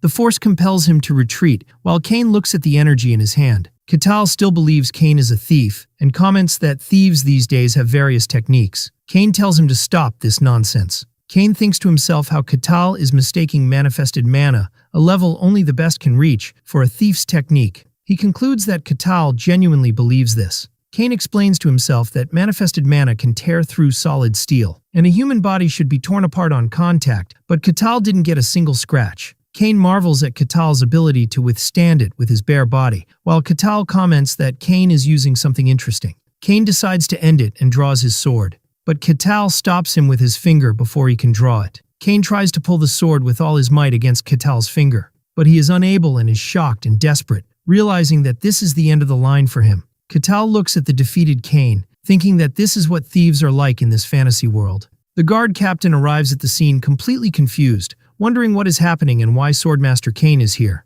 When he sees the scene, he assumes the barbarian has attacked the Swordmaster. Katal tells him that he has caught this thief. Then, holding the defeated Kane, he asks if turning him over to the guards will count as work experience as a mercenary. The guard captain watches the scene in shock, disbelieving that Swordmaster Kane, someone who has reached the rank of the Transcendent, has been captured in such a humiliating way by the barbarian. The captain tries to explain that Kane is not a thief, while Katal assumes they are acquaintances. The guard pays his respects to Swordmaster Kane, the only swordmaster in the kingdom of Gehenthra. Katal asks in confusion if this thief holds such a great title. He insists that Kane is a thief who attacked him for his silver coins. The captain asserts that this person is the swordmaster and that he couldn't mistake his face, to which Katal replies by asking if he is a magician using a disguise spell. The captain replies that a high-level magician who could do such a thing would be respected just as much as a swordmaster, prompting Katal to wonder if swordmaster is just another name for thieves. The captain once again affirms that Kane is truly the swordmaster. The captain decides he must report this matter to the Lord. The Lord is shocked, wondering if Master Kane has lost. Later, Katal feels regretful, thinking he should have listened to the whole story. Kane also admits fault, saying the blame is on him for not saying anything, and the two sit in an atmosphere of mutual regret. The Lord thinks to himself, disbelieving that Kane was defeated by the barbarian. He concludes that this barbarian is stronger than the swordmaster. He analyzes the situation, noting that although there are different levels among the Transcendent, and Kane might be at the lowest rank among them, the defeat of a swordmaster by a barbarian is unbelievable. This means Katal is an uncontrollable force.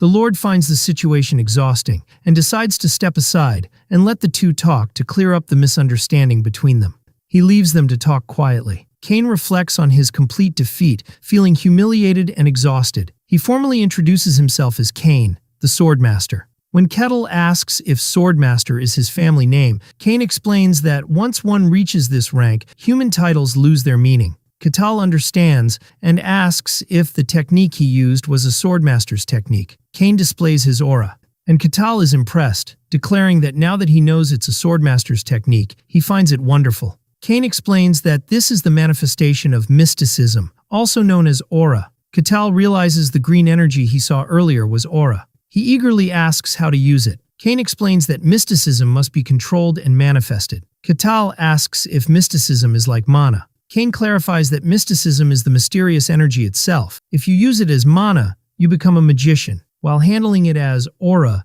is what makes a swordsman. After understanding that both mages and swordsmen use mysticism, Katal shyly admits that he still lacks knowledge and asks Kane to teach him his technique. He insistently asks Kane to teach him.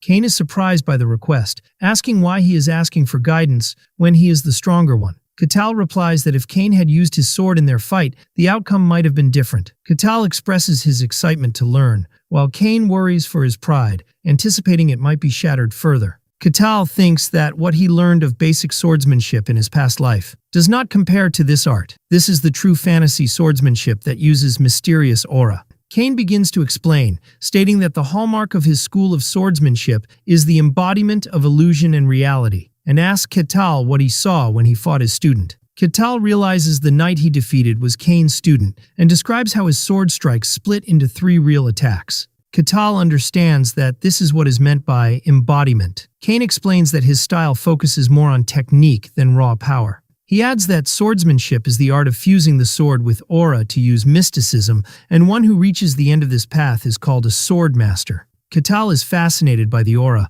while Kane still can't believe he is teaching a barbarian. Kane decides to show him directly instead of explaining. Kane demonstrates his technique, delivering a powerful sword strike. Katal observes that the single sword strike has split into 5 strikes. Kane explains that while many techniques use aura to create illusions, his style alone makes those illusions real. When he asks for his opinion on the skill, Katal confidently replies that he thinks he can do it too. Kane is shocked and calls his words nonsense. Kane thinks that he dedicated his entire life to reaching this level, and that it's impossible for Katal to imitate it just by seeing it once. Katal says it's faster to simply show him and grabs an axe.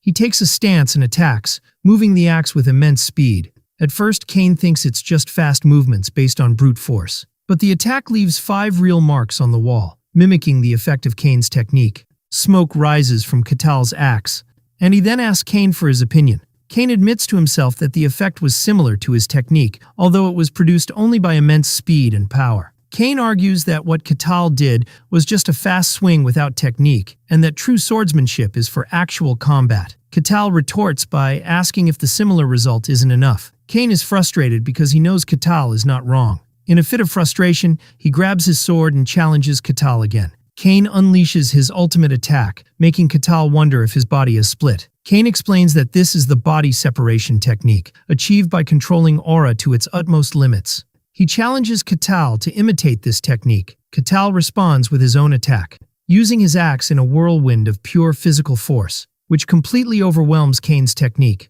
After Katal's attack destroys the arena, he asks Kane for his opinion. Kane collapses to his knees in complete despair. He is devastated, crying that his swordsmanship and everything he has built his entire life has become meaningless, and he finds this situation unbelievable. Katal notes that Kane is more mentally fragile than he thought. Katal approaches the defeated Kane and praises his swordsmanship, downplaying his own ability by saying he was just swinging his axe very fast and that it's not real swordsmanship. Kane realizes Katal is right, admitting that Katal's technique was real and not just a deceptive image, and that he himself could never reach that level of mysticism. Kane begins to compose himself, convincing himself that his swordsmanship is still very valuable because he is the only one who can embody illusion and reality. He enthusiastically declares that his swordsmanship is flawless, and that the Barbarian is simply insane. He shouts that for someone to move fast enough to create a real illusion without aura is beyond human limits. Seeing this emotional outburst, Katal asks if Kane can teach him the true meaning of technique. Kane apologizes for his outburst,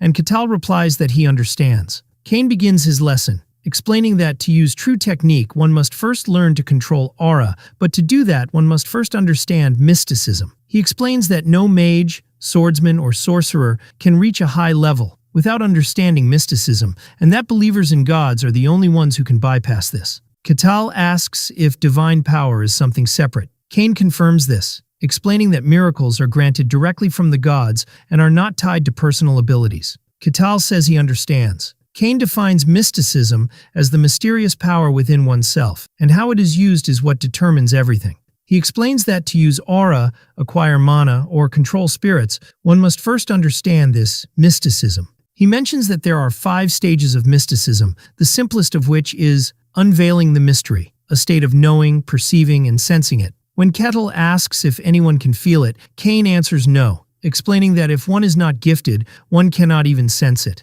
He adds that those who can sense it are called third rank. He explains that there are 5 levels granted based on the ability to handle mysticism. He lists the 5 general classifications: third rank, second rank, first rank, transcendent, and hero. Katal suddenly remembers his conversation with Melina, realizing this is what she was talking about. Kane explains that the ranking system is just a convenience, and that the gap between each level is enormous. Katal confirms his understanding, and Kane announces the start of the lesson. Kane declares that the first stage is unveiling the mystery. He instructs Katal to expand his senses to their utmost limit to feel the mystery, explaining that it means awakening senses he has never felt before. He asks him to feel the breeze, the touch of the earth, and the shifting winds to distinguish the unique movements within them. Katal contemplates, trying to follow the instructions, but he opens his eyes and says he feels nothing. Kane is surprised, admitting he thought someone as strong as Katal would feel it easily. He explains that the physically strong often have a better chance of sensing the mystery, but he assumes Katal might be an exception. He wonders if it has to do with the peculiarity of the white snowfield. Katal replies that he doesn't know, and that no one he knew in the snowfield had ever felt the mystery before. Kane decides to try another method, transferring power directly to Katal to guide him. Katal asks if he will transfer aura to him. Kane confirms it's similar and urges him to prepare. Kane places his hand on Katal and instructs him to relax his body and focus his senses inward to feel the flowing power. But Kane is shocked, wondering what kind of body this is and if it is truly human. He thinks that Katal's body feels like solid rock due to the density of his muscles. When Katal notices his hesitation, Kane apologizes and says he will begin. Kane starts to transfer aura, believing that what's important is to awaken the latent mystery. But he is shocked again, realizing he cannot find the mysterious path within Katal's body. He corrects himself, saying he cannot reach it. He describes the experience as diving into a bottomless sea, where his aura touches nothing, or like pressing through a space of overwhelming density. Kane declares that it's no use. Katal asks worriedly if this means he lacks talent. Kane clarifies that's not it. In the end, one must find the path themselves. Katal says he knows that, but Kane drops the bombshell that he couldn't find that path inside Katal's body. Katal asks in shock if this means he can't sense the mystery at all, but Kane denies it, explaining he couldn't even confirm whether the path existed or not. He explains that Katal's body is strange, and that it is so deep and heavy that the aura couldn't properly reach its interior. Kane thinks that this is the first time he has seen something like this, where Katal's pure physical strength prevents aura. Katal is frustrated, wondering if even a swordmaster can't help him. Kane admits it's hard to say for sure because he couldn't confirm anything. He concludes that he couldn't even tell if the path of mystery existed within Katal, and suggests he visit other swordmasters more skilled in handling aura, or perhaps visit the Tower of Magic for answers. Kane apologizes to Katal. Katal says it's fine and that this is enough for now, admitting there's still a possibility for him to learn. He thanks him, saying he learned a lot from this encounter. Kane thinks that every barbarian he has met so far has been wild, plundering non-stop and desiring only drink and violence, but this barbarian is different. Kane asks Katal if he has ever considered settling down in this kingdom. When Katal inquires about the meaning, Kane explains that he means declaring loyalty to the kingdom and receiving a title. He adds that with Katal's strength, he would receive a high rank, and that Kane himself would be his sponsor. Katal immediately refuses, declaring he doesn't want to be tied down by anything. Kane had hoped in his heart that if he could bring this barbarian to the royal palace, perhaps they could break free from the empire's dominance. Kane tries to persuade him again, wondering if getting a noble title isn't appealing enough. Katal replies that he will enjoy his own pleasures. Kane understands his decision and accepts it. Katal thanks him again and promises he will not forget this favor. As Kane walks away, he thinks about the ridiculous idea he had. He thought for a moment he could control Katal, but he realizes no one can. This barbarian acts only according to his own will and thoughts. He concludes that Katal might be more troublesome than other barbarians because he is unpredictable. Later, Kane and Lord Barkin discuss the matter. Kane sighs, wondering what the Emperor is thinking with his desire to conquer the demonic realms. The Lord realizes that the Emperor desires this conquest. He asks if the Emperor is serious, noting that scouts are dying in vain under the guise of reconnaissance. Kane confirms his seriousness, speculating that the Emperor might believe he is the reincarnation of the ancient Emperor. The Lord says this is a matter for the future, as they have not yet conquered all human lands. The Lord concludes that the invasion will happen one day. Kane confirms this, adding that a summons could come at any time because their region is also imperial land. Kane laments that the world is strange enough, and now the Emperor is half mad too. The Lord wonders if some rumors are true. Kane confirms the rumors are true, declaring that the demons have begun to move. He explains that, although it's not confirmed, dungeons are appearing at an abnormal rate, and there are rumors that the anomaly of the demonic world has begun to leak outside. He concludes that something is happening, and it is definitely not in humanity's favor. Kane comments that perhaps the strangest thing has already arrived, referring to Katal, and the Lord agrees with him. When Kane asks for his opinion, the Lord replies that he doesn't know. Lord Barkin concludes his final assessment of Katal, explaining to Swordmaster Kane that at least he is not hostile towards them, but beyond that, he cannot say anything for certain. The next day, as Katal walks around the city, he notices that people seem scared and panicked upon seeing him. He wonders if people are reacting with fear because of his clothes. Katal completely misunderstands the situation, thinking the problem is his clothes made of animal hide, which are not considered civilized. He enthusiastically decides he will buy civilized clothes. He enters a clothing store, and the shop owner is terrified upon seeing him. When Katal asks to buy clothes, the shop owner apologizes, saying he has nothing in his size, but suggests they could make a custom outfit for him if he gives him some time. Katal is pleased to hear this possibility and agrees to the custom order. The shop owner tells him he will call him when it's finished. The shop owner fearfully imagines Katal's angry reaction if he doesn't like the outfit, wondering if he will survive this encounter. While Katal is on his way to the guild hall, he spots a small glowing blue gem on the ground. He picks it up and examines it, noting its unusual glow. He decides to ask about it at the guild hall. There, he asks Rosa if she knows what this gem is. He explains that he found it on his way here. He notes that it doesn't look like an ordinary bead, and Rosa agrees to take a look. She examines it and notes that it doesn't look like a gem, and that it is polished or handmade. She notes that it has no name but seems very valuable. While examining it, a light flashes and she enters a trance-like state. Katal snaps his fingers to get her attention and asks if she is okay. Rosa wakes up confused, and Katal tells her it seemed like her mind was drawn to the gem, then dismisses it. Rosa feels that the gem radiates a strange energy and is difficult to identify, and suggests having it appraised. Katal politely declines the offer, saying he'd rather find out for himself as that's part of the fun. He changes the subject and asks about today's quests. Rosa hands him the quest list filled with simple jobs. Katal takes the board to look at the quests. Later, after another day of work, Katal rests, feeling satisfied with his day full of accomplishments. He examines the mysterious gem again, wondering about its true nature and function, and remembers how it affected Rosa. He suddenly hears a voice emanating from the mysterious bead, telling him to come to it. The voice echoes in his head, and he wonders if it's asking him to go somewhere. He finds it amusing that the bead is showing him a map in his mind, and wonders if this is some kind of mind control magic. After a moment of thought, he decides to go. As he is on his way, he tells the insistent voice to be quiet, assuring it that he is coming. He follows the mental map to a dark, hidden location and wonders if this is the place. A magical entrance appears before him. Katal enters and announces his arrival, asking who called him. A sinister voice notes that another sacrifice has entered, and this time a stupid barbarian will make a good offering. An immortal sorcerer, a lich, declares that his resurrection ritual will begin. The narrative reveals the lich's story. In a time of ancient chaos, there was an evil sorcerer who manipulated kings and ignited wars. But his evil deeds eventually led to his exposure and defeat at the hands of heroes. Moments before his defeat, he succeeded in transferring his soul into a life vessel, thus becoming a lich. A lich is defined as a being that achieves immortality by embedding its soul in a life vessel. Thus, the evil sorcerer became a lich, plotting his resurrection. To complete his resurrection, he needed a large number of souls as sacrifices, so he settled near a remote territory and scattered enchanted beads to lure victims one by one. The lich thinks that his plan was proceeding successfully, but he is puzzled by the presence of a barbarian here, as he chose a remote land to avoid attracting attention. He finds his presence unusual. The lich concludes that Katal's large size will make him an excellent sacrifice. The lich explains his trap. He enchanted the beads to only attract those who are ignorant of mysticism. Therefore, he assumes Katal is just an ordinary barbarian ignorant of mysticism, and that his lack of being affected by the magic is just an illusion. The lich addresses Katal, asking him to become the cornerstone of his glorious resurrection. The scene returns to Katal arriving at huge, ominous doors.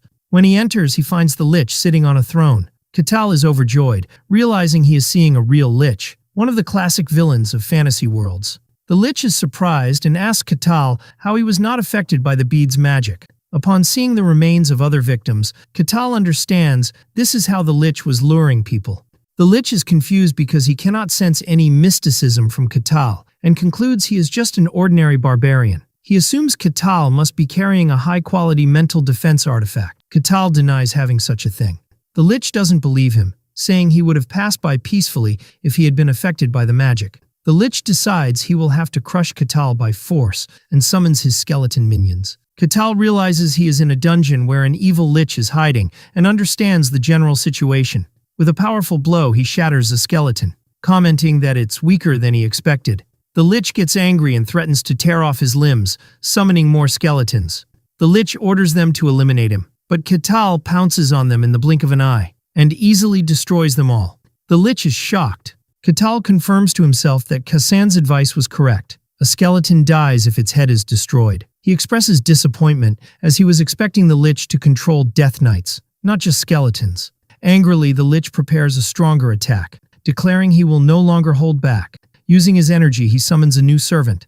A fully armored skeletal knight appears. Katal is surprised to see another skeletal knight here. He finds it interesting, wondering if the settings of the skeletal knight the lich creates are different. The lich orders the knight to attack. Katal prepares to face the skeletal knight created by the lich. He blocks the knight's attack with his arm and launches a counterattack that shatters the knight's armor and shield. Katal comments that this knight is indeed sturdier. The lich orders his knight to release all its mana. The knight is surrounded by a powerful aura of energy and unleashes its full power. Katal receives the attack. He thinks that the skeletal knight created by the lich is a bit unusual. He then completely shatters it with a single punch. Katal stomps on its remains and asks, "Is that all?" The Lich asks in complete shock, "What are you?" When Katal takes a step back, the Lich interprets it as fear and tells him to be afraid. He threatens that he will pay the price for invading his sanctuary. Katal replies in confusion, explaining that he only came because the gem summoned him, and asks the Lich if he wasn't the one who scattered those gems in the first place, leaving the Lich shocked and silent. The Lich realizes the bitter truth, that everyone who came here, including the Barbarian, was lured by the gems he had scattered. The Lich, whose full name is revealed to be Kartos Pranioris Casus, yells at Katal to be silent, boasting of his past as a great sorcerer who destroyed 5 kingdoms and faced heroes. Katal mentally compares the Lich's long name to the elf queens, wondering if long names are in vogue in this world. The Lich ignores this and orders him to become the cornerstone of his resurrection. The Lich casts a powerful spell. Katal recognizes it as a spell to manipulate human emotions. It is explained that this spell is a unique magic developed by Kartos, which works by extracting negative emotions and trapping the target within them, leading to the shattering of their mind. The Lich is confident, believing that a barbarian who can't even use mysticism will be completely helpless against true magic. He is puzzled about what to do with Katal, noting that he seems different and isn't wearing any powerful artifacts. He decides to capture him for study and orders his skeletons to drag him away. As the skeletons approach the seemingly helpless Katal, he easily shatters them. The Lich is shocked. He cannot understand how his mind control spell, which should have worked perfectly, failed. Katal sarcastically asks if the Lich was done just standing and watching, and then tried to use the same skeleton tactic again. He describes his methods as boring, which enrages the Lich. The Lich thinks that it is impossible for humans, even transcendent ones, to resist emotion magic. Katal mocks him, asking if he can't use simpler spells like Fireball, which the Lich takes as an insult. The Lich begins to chant a new, more powerful spell. He unleashes a massive dark magic attack meant to swallow the world and plunge it into chaos. Katal's eyes sparkle with excitement as he watches this spectacular magical display. The Lich orders Katal to be devoured, and the attack completely engulfs Katal. The Lich laughs, declaring his victory, but he suddenly starts to cough. He collapses, having exhausted all his magical energy, but confident that this final spell was enough. Katal emerges from the dust, commenting that the attack was impressive. The Lich is completely shocked. Katal stands before him completely unharmed and asks, "But is that all?" The Lich cannot believe that even this attack didn't work. He thinks that he used his most powerful mind control spell, which should have shattered the mind of a legendary hero. He asks in despair, "Then what are you?" Component placement, to which Katal replies that, although the attack was flashy, he didn't feel much from it. Katal tells the Lich that if this is all he has, it's his turn now. The Lich is shocked, realizing that Katal came here knowing his identity. The Lich laughs insanely, assuming Katal is an agent of the Empire, and praises their intelligence network for tracking him down so quickly. He vows that he will rise again and will rule the world once more. The Lich thinks that Katal must be a product of the human farm he heard about in the Empire, a place for breeding specialized talents. He concludes that he is an assassin specially trained to kill him. Despite this, he screams defiantly that he will kill Katal and overthrow the Empire. Katal is completely bewildered, wondering if the Lich is insane. In a final desperate attempt, the Lich casts a spell and screams, demanding Katal's body. He tries to possess Katal's body by entering his mind. The narrative explains that this action will leave him trapped in this body for the rest of his life, unless he becomes a Lich again. The Lich declares that Katal's body is now his. But inside Katal's mental world, the Lich is shocked and confused. He wonders if this is the Barbarian's inner world, as he has never seen anything like it before, and realizes that just being in this place is enough to corrupt and shatter the mind. The Lich screams that this is not the work of the Empire. His mind begins to collapse. Outside, Katal stands in complete confusion. He thinks that the Lich was muttering some words and then suddenly collapsed. He is disappointed. While the Lich's dark aura was impressive, that was all there was to it, and he was looking forward to seeing his magic. He concludes that Liches in this world are not that strong. Katal decides to take the rewards, noticing the Lich's staff, which was glowing. He picks up the staff, wondering if it helps in casting spells, and if he would be able to use magic if he kept it. He decides to keep this discovery a secret. He then spots a vase and wonders if it is the Lich's life vessel. He decides to take it to Rosa for appraisal, but he feels that something is still missing. He notices something strange in front of him that looks like a gate, wondering if there is a hidden room. He presses a mechanism on the throne, and a voice responds, "Correct answer." A secret passage opens, revealing the hidden sacrifice room of the Lich Kartos. He wonders who the people inside are and where they came from. The people inside the room react with surprise and fear upon seeing him. Katal wonders what he should do with them, and for now, decides to return to the territory. He believes that once he explains the situation, they will probably send someone to take care of it. Upon returning to the mercenary guild, Rosa greets him, noting that he is back early today. Katal confirms that something came up. He tells her it's about the gem he showed her the day before. Rosa thinks he is joking about finding a lich, but Katal asserts that he was not joking. Rosa is still skeptical, wondering why one of only 5 liches in the world would appear in such a secluded place. To prove his point, Katal presents her with a ceramic pot, saying he believes it's the lich's life vessel, and asks her to appraise it. Rosa is shocked, realizing he wasn't joking. Katal adds that there were a few people inside the lich's hideout. He mentions that he thought about bringing them, but their souls had already departed, so he left them for now, expressing hope that the guild will send someone to handle the situation. Rosa starts connecting the dots, remembering the recent recurring disappearances in the territory, and realizes these people were likely the lich's victims. She panics and says she will call someone immediately.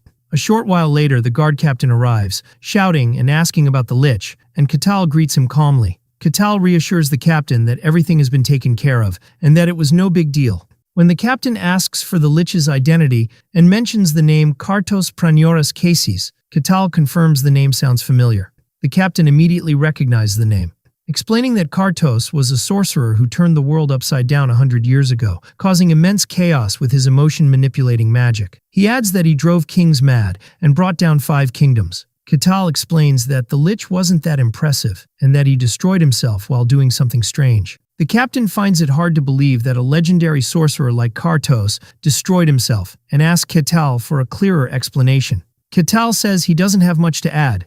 The captain decides he must report to the Lord immediately. Later, the Lord and the captain discuss the situation. The Lord expresses his confusion about a lich being near the territory. He wonders if it could have been another type of monster. But the captain rules that out based on the testimonies of the rescued victims and the presence of the life vessel as evidence. The Lord considers the seriousness of having the lich's life vessel near the territory. It is dangerous enough that the Empire will send investigators, and this is particularly worrying with Swordmaster Kane absent from the territory. He considers the whole situation a major headache. He orders a messenger to be prepared to send to the kingdom, but feels they are somewhat fortunate. The guard captain agrees, noting that if it weren't for the Barbarian discovering the lich, their territory would have been the first victim. The Lord deduces that Kartos, the lich, was likely preparing for his resurrection. He concludes that the situation was not normal at all. The Lord says that such a great deed deserves a valuable reward, but he doubts whether his territory can offer a suitable reward. The next day, a panicked servant wakes the Lord from his sleep. The servant informs him of the arrival of Lady Aquas, the heretic inquisitor of the sun god, which shocks the Lord. He wonders in confusion why she has come here.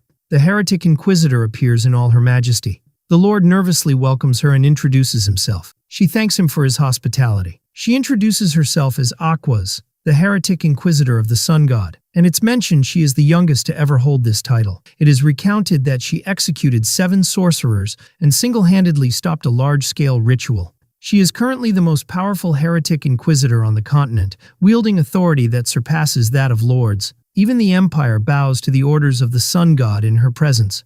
The Lord wonders again about the reason for her presence. Aquas notes that the territory has been noisy recently. The Lord explains that a minor problem occurred in a dungeon and was resolved, concluding that her visit is not because of the lich.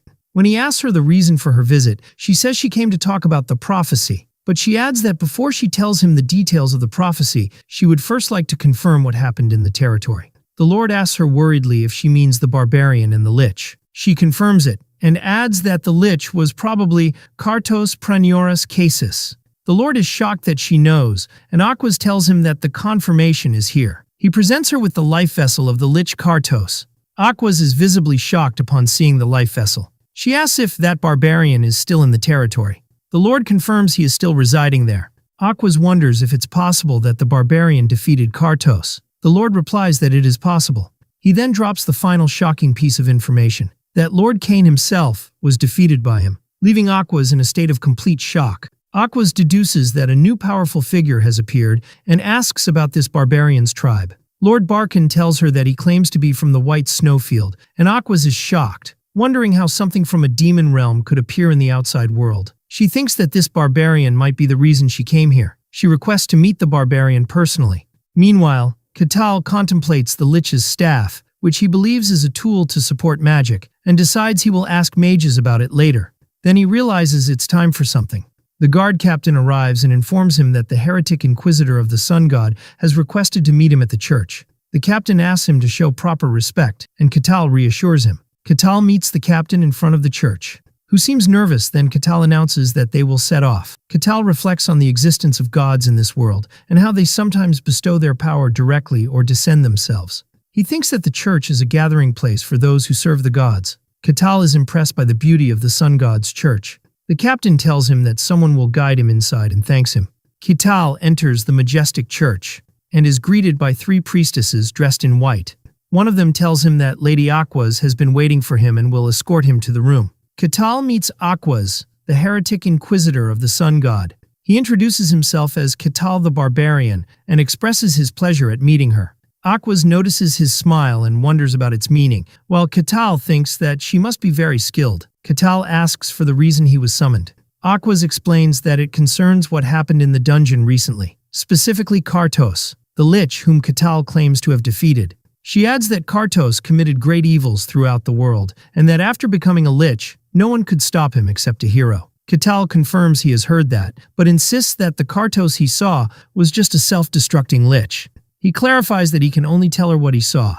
Aquas suggests that she allow the sun god she serves to observe their conversation. She explains that if he lies in the presence of the god, a negative reaction will occur, and Katal understands this to be a divine lie detector. Aquas assumes that Katal, as a barbarian, will refuse this proposal. But Katal wonders why he would refuse, considering it a rare opportunity to experience a god's power directly, and he eagerly agrees to start immediately.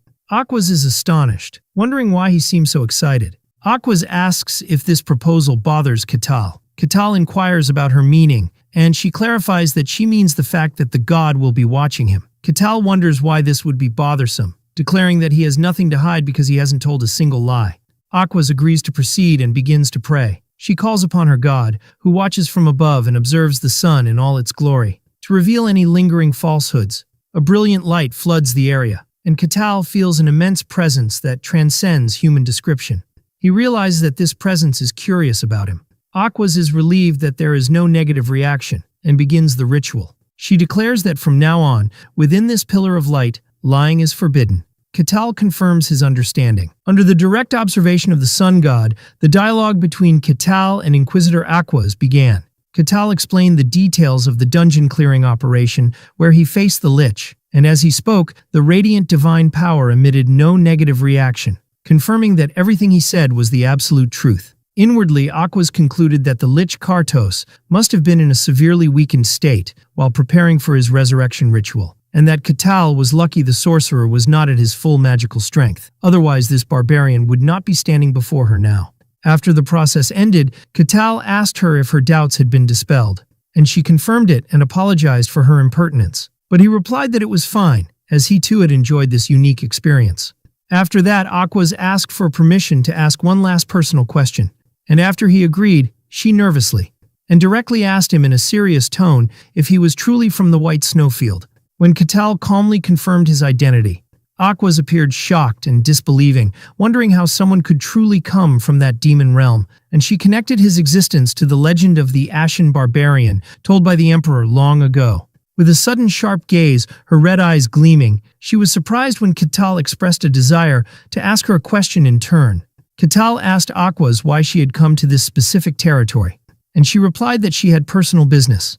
But Katal countered with a piercing look, asking if her mission was primarily to ascertain whether he was an unclean being. Surprise struck Aquas, who tried to deny it. But Katal clarified that he meant the Eye of God, cleverly pointing out that the god's personal presence to observe their conversation was a momentous event that far exceeded simple lie detection. Under the influence of the god's power that prevents falsehood, Aquas had no choice but to admit the truth of his words. Katal deduced from this that he had been her target from the beginning, which Aquas denied, explaining that it was only upon arriving in the territory that she thought he might be the person mentioned in a prophecy. But the result of the divine observation proved otherwise. Aquas apologized for hiding her true intentions, which Katal accepted, finding the matter interesting in its own way. He then took the opportunity to ask her about the content of that prophecy. Aquas hesitated, clutching the sun symbol hanging around her neck, explaining that this was a secret she usually only revealed to those she trusted, but she decided to speak. Aquas began to narrate the details of the prophecy to Katal, whose face showed signs of astonishment. After some time, Aquas was lost in deep thought, standing by the large church window, until the sound of someone's footsteps interrupted the moment, and she turned to see who it was. It was Lord Barkin. He noticed the worry on Aquas's face. She told him that she had met someone, but this meeting had only made her thoughts more tangled. The Lord asked her who that person was. Aquas confirmed with certainty that Katal was indeed a barbarian from the White Snowfield. The Lord asks in astonishment if this is true, and she replies in the affirmative, adding that if this news were to spread, it would cause turmoil throughout the entire world. The Lord laments that what he had hoped was just a rumor had turned out to be an undeniable truth. The Lord expresses his concern, pointing out that many, chief among them the Emperor, wished to explore the White Snowfield, and that the world would descend into chaos if the Emperor decided to act on this news. Aquas reassures him that there is no need to worry about that, explaining that her organization will handle the Lich Kartos themselves and that they intend to keep the barbarian's existence a secret from the public, which greatly relieves the Lord. He then asks her if all barbarians from the White Snowfield are as strong as Katal, to which she replies in the negative, reasoning that if they were all like him, they would have already left the snowfield and conquered the world.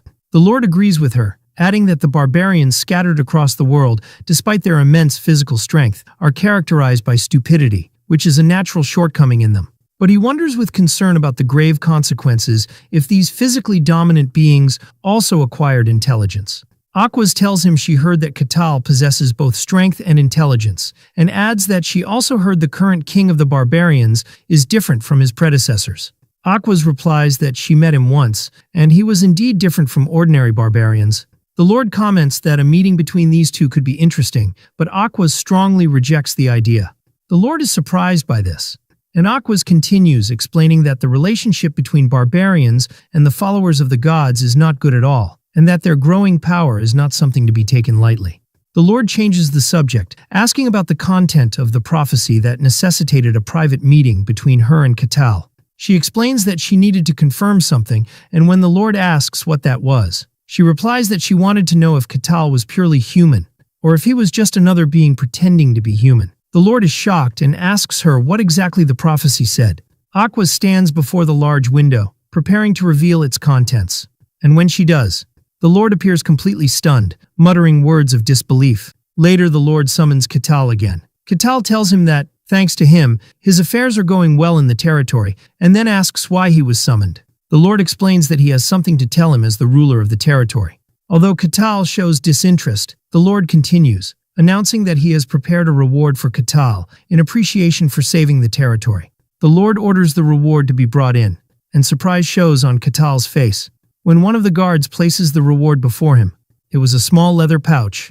Lord Barkin explains that this is no ordinary pouch and asks him to inspect it himself. Katal holds the pouch, guessing at its special nature, and the Lord encourages him to check what's inside, revealing to him that it is an artifact of the bag type. He tells him that he can store many items inside it, as much as its size allows, and that the internal space is roughly equivalent to the size of the reception hall they are sitting in.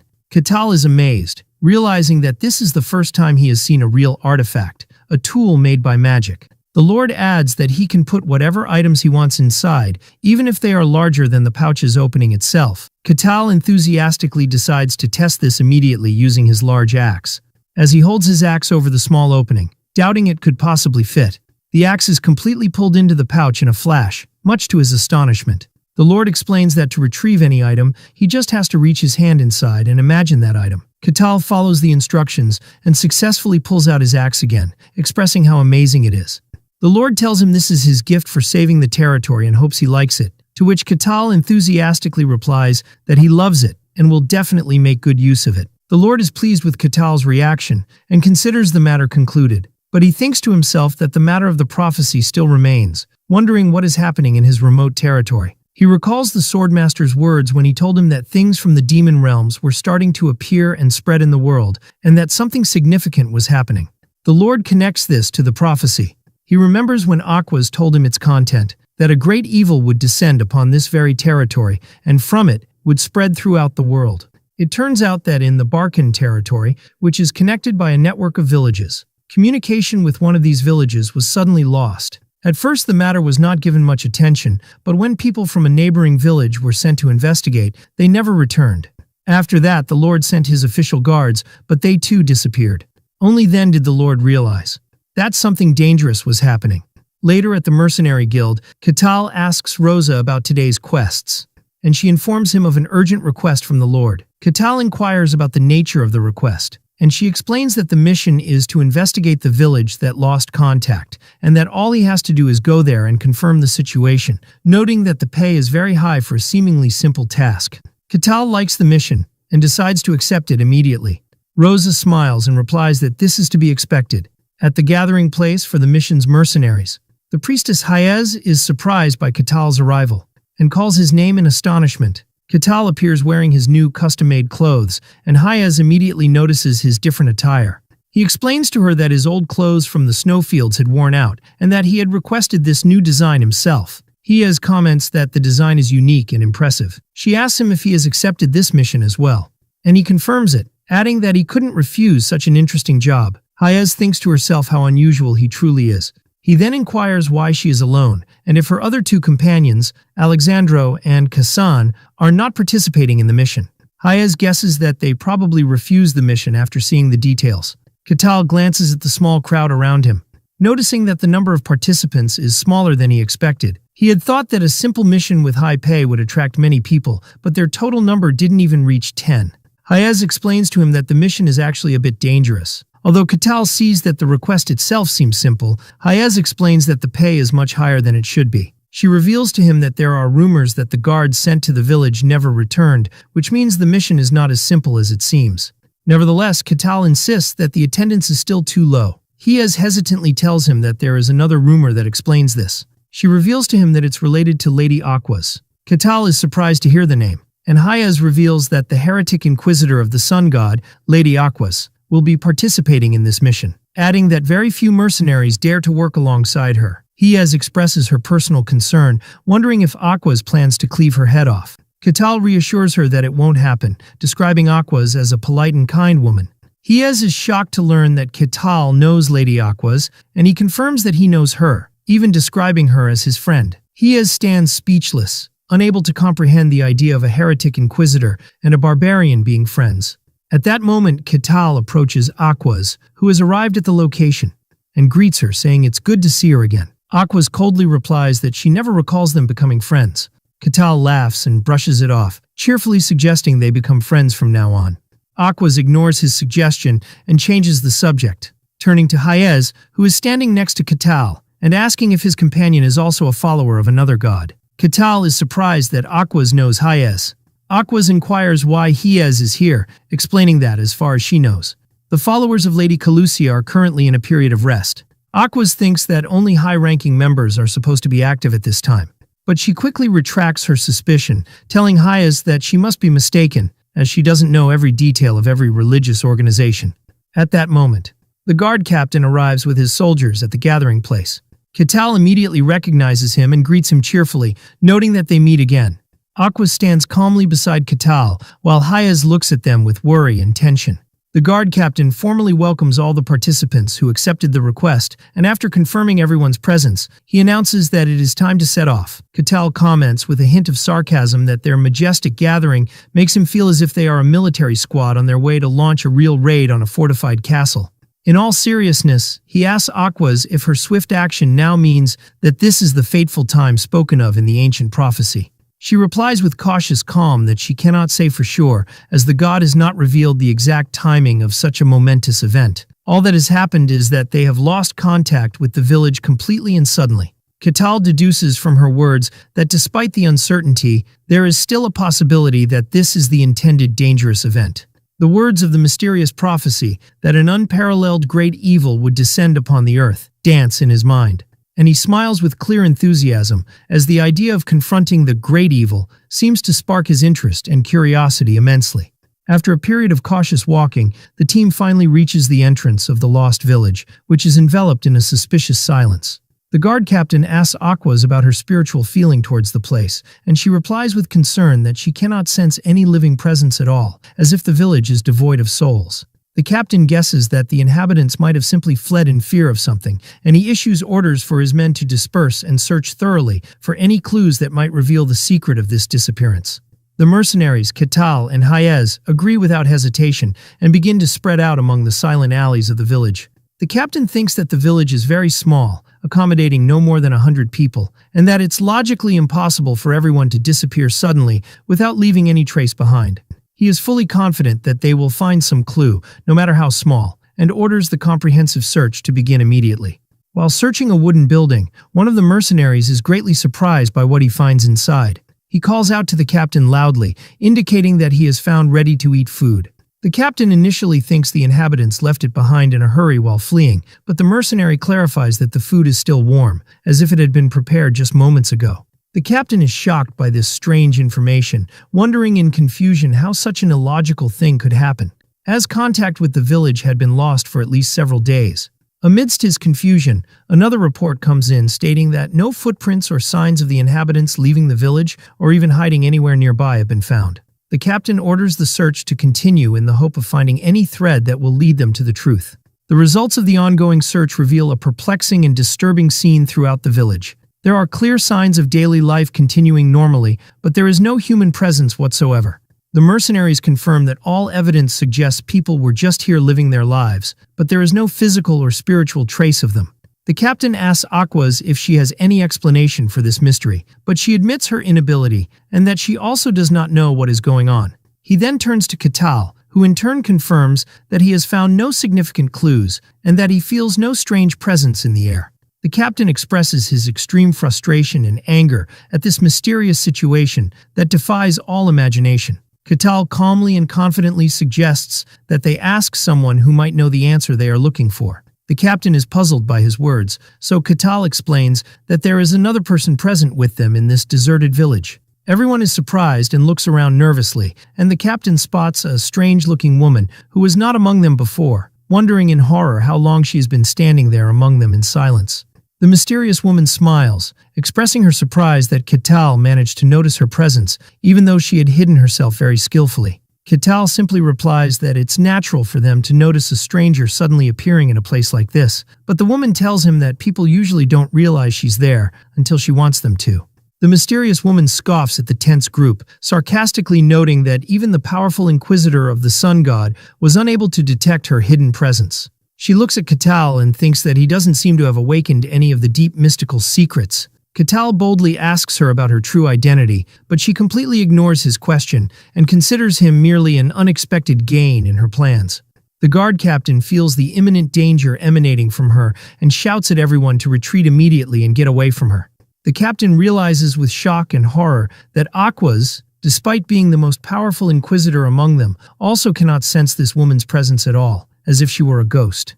In a moment of terror, the captain reaches two possible conclusions, with no third option. Either this woman is not an evil or demonic being at all, or she represents an evil of a very high and powerful level that her presence cannot be detected by conventional means. With a sinister smile that chills the blood in their veins, she announces that she has made her decision about their fate. Describing Katal as an interesting barbarian, she vows in a decisive tone that she will take him with her to hell to be her slave forever. The woman transforms to reveal her terrifying true demonic form and unleashes a massive ball of destructive purple energy. She flies before them in the air, defying gravity. While Katal, Hayez, and Aquas watch the scene in complete shock and helplessness before this overwhelming power they have never witnessed before. The guard captain screams for everyone to run for their lives, but the mercenaries discover they are trapped inside a transparent magical barrier that suddenly appeared, and they desperately try to break it with force. The demoness announces in a voice that echoes throughout the village that the entire place is now under her absolute control and no one can escape her grasp, adding as she licks her lips greedily that they have all become her prey. Everyone realizes they are facing a real and powerful demon, and a terrified Hayez confirms that this entity is a named demon, one of the most dangerous types of demons. She begins to pray fervently to her god for salvation and deliverance from this nightmare. Katal places his hand on her head to reassure her, telling her in a calm voice to calm down, that he is by her side and will not leave her. Katal asks her what it means for a demon to have a name and what distinguishes it from others. Hayez explains with a trembling voice that most entities called demons are just weak fragments of evil and magic and are not truly powerful. But she clarifies that there are true and original demons, beings born in the depths of darkness who choose their own names, and that the weakest named demon possesses enough power to destabilize an entire kingdom and plunge it into chaos. Katal understands that this demon before them is one of those formidable powers not to be underestimated, and Hayez confirms this, recognizing her by her distinctive horns as Ashtir, a legendary demoness who appeared hundreds of years ago and caused immense destruction. Katal asks if they can break the magical barrier by force, but Hayez answers in the negative and with despair, explaining that the place has already become the demon's domain, and the only way out is to defeat it, which is nearly impossible. Katal finds this strangely interesting and is surprised when the barrier begins to crack and crumble as soon as he touches it with his hand. He then suddenly laughs, cleverly hiding the hole he made, and declares that he might enjoy watching the situation for a little longer. Hayez looks at him, completely bewildered by his calm reaction, and he gives her a reassuring gesture with his hand, telling her not to worry. The demoness Ashtir mocks Aquas, asking sarcastically if the trick she prepared for them wasn't fun and exciting to investigate. She reveals that the signs of life they found in the disappeared village, where it seemed as if people were just there, were nothing but an illusion and an elaborate demonic trick, aimed at manipulating humans and luring them into her trap. Aquas looks at her with intense disgust, describing her game as vile and despicable. Aquas thinks that summoning a named demon into the physical world requires a massive sacrifice of souls, and that the inhabitants of an entire village are barely enough as an offering for such a powerful entity. Also, turning an entire territory into a demonic domain without anyone noticing is beyond impossible. Aquas wonders in confusion how this demoness managed to descend into this world and infiltrate it without being detected by the forces of good, to which Ashtir sarcastically replies that she will not, of course, tell her secret. Aquas screams at her in anger, describing her as a vile evil that has come to defile this holy land. Ashtir laughs loudly and insults Aquas by calling her the obedient dog of the gods, and asks sarcastically if her powerful god can save her from this predicament. She then tells her seriously to listen carefully to what she is about to say, explaining that deep cracks have begun to form in the fabric of this world, and that it no longer belongs to humans and gods alone as they believe. It is narrated that a very long time ago, gods and humans engaged in a fierce war with the forces of evil, and the conflict ended in their crushing victory, with the defeated evil being banished from the world to deep dimensions. Ashtir proudly declares that she is the demoness of gravity, and that she has been eagerly awaiting this day in hell, vowing to wash away the shame of past defeat and cover the entire world with evil and darkness. Aquas angrily replies that this world will remain the property of gods and humans only, and orders the disgusting creature to return immediately from whence it came. Aquas begins a sacred ritual, calling upon her god to descend upon her with his power. A massive pillar of brilliant golden light engulfs her, and she begins to transform into a divine warrior form. While Katal thinks to himself, just as he expected, that enemies in these stories never attack during transformation scenes. Aquas finally appears clad in full golden divine armor that radiates power and light. Ashtir finds this transformation interesting and amusing, and summons a huge, elegant crystal scythe, declaring her readiness to fight. Aquas calls the demoness arrogant and overconfident, and charges towards her at super speed to attack. The two clash in a violent and powerful collision, causing a massive explosion of energy that shakes the ground beneath them. And as a result, Ashtir and Aquas are thrown back with force.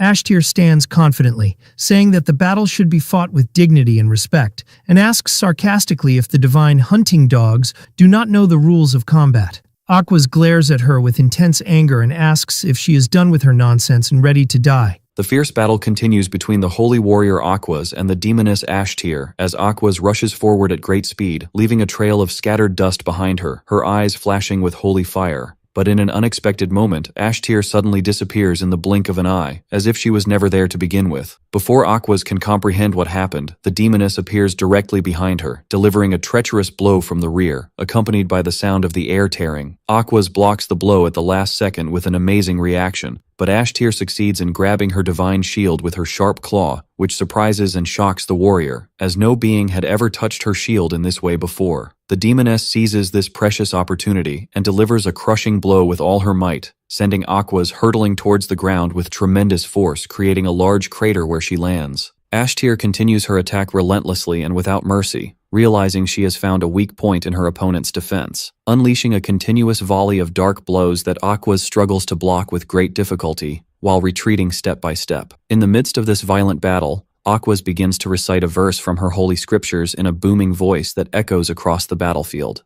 declaring with a voice full of faith that the brilliant light will not be violated by any creature of darkness. As soon as her words end, a massive beam of pure holy light descends from the sky, striking Ashtir directly and forcing her to retreat as she screams in pain. The demoness stands at a distance and looks at her opponent, astonished by Aquas's ability to read the holy scriptures with such power at such a young age. She then praises her with clear sarcasm, saying she is more interesting than she expected. Aquas does not stop there but continues to recite another more powerful verse, calling on her lord to burn all that is evil with his holy fires. She raises her scepter, which begins to glow with a brilliant light, then launches forward at a speed faster than sound, and unleashes another blast of destructive divine energy that takes the form of a holy fire explosion. The battle between the two ignites and its pace escalates wildly, as they exchange blows at a super speed that the naked eye cannot follow, leading to violent and successive explosions of holy and demonic energy, which destroy the quiet village around them, turning it into burning rubble. The mercenaries and Hayas find themselves in the midst of this devastating conflict, screaming in terror for help, trying to escape the falling debris. Meanwhile, as the two continue their raging battle that shakes the earth, Katal stands aside with his hands in his pockets, watching the magnificent battle with great admiration and a smile on his face, commenting on how exciting it is as if it were an entertainment show. Hayes runs to him in desperation and clings to his arm tightly, begging him with tears in her eyes to help Lady Aquas, who is fighting for them. Katal replies calmly and coldly that he might be able to help, but he wonders why he should interfere, leaving Hayes speechless and shocked by his response. He explains that he doesn't want to spoil such a good and enjoyable fight,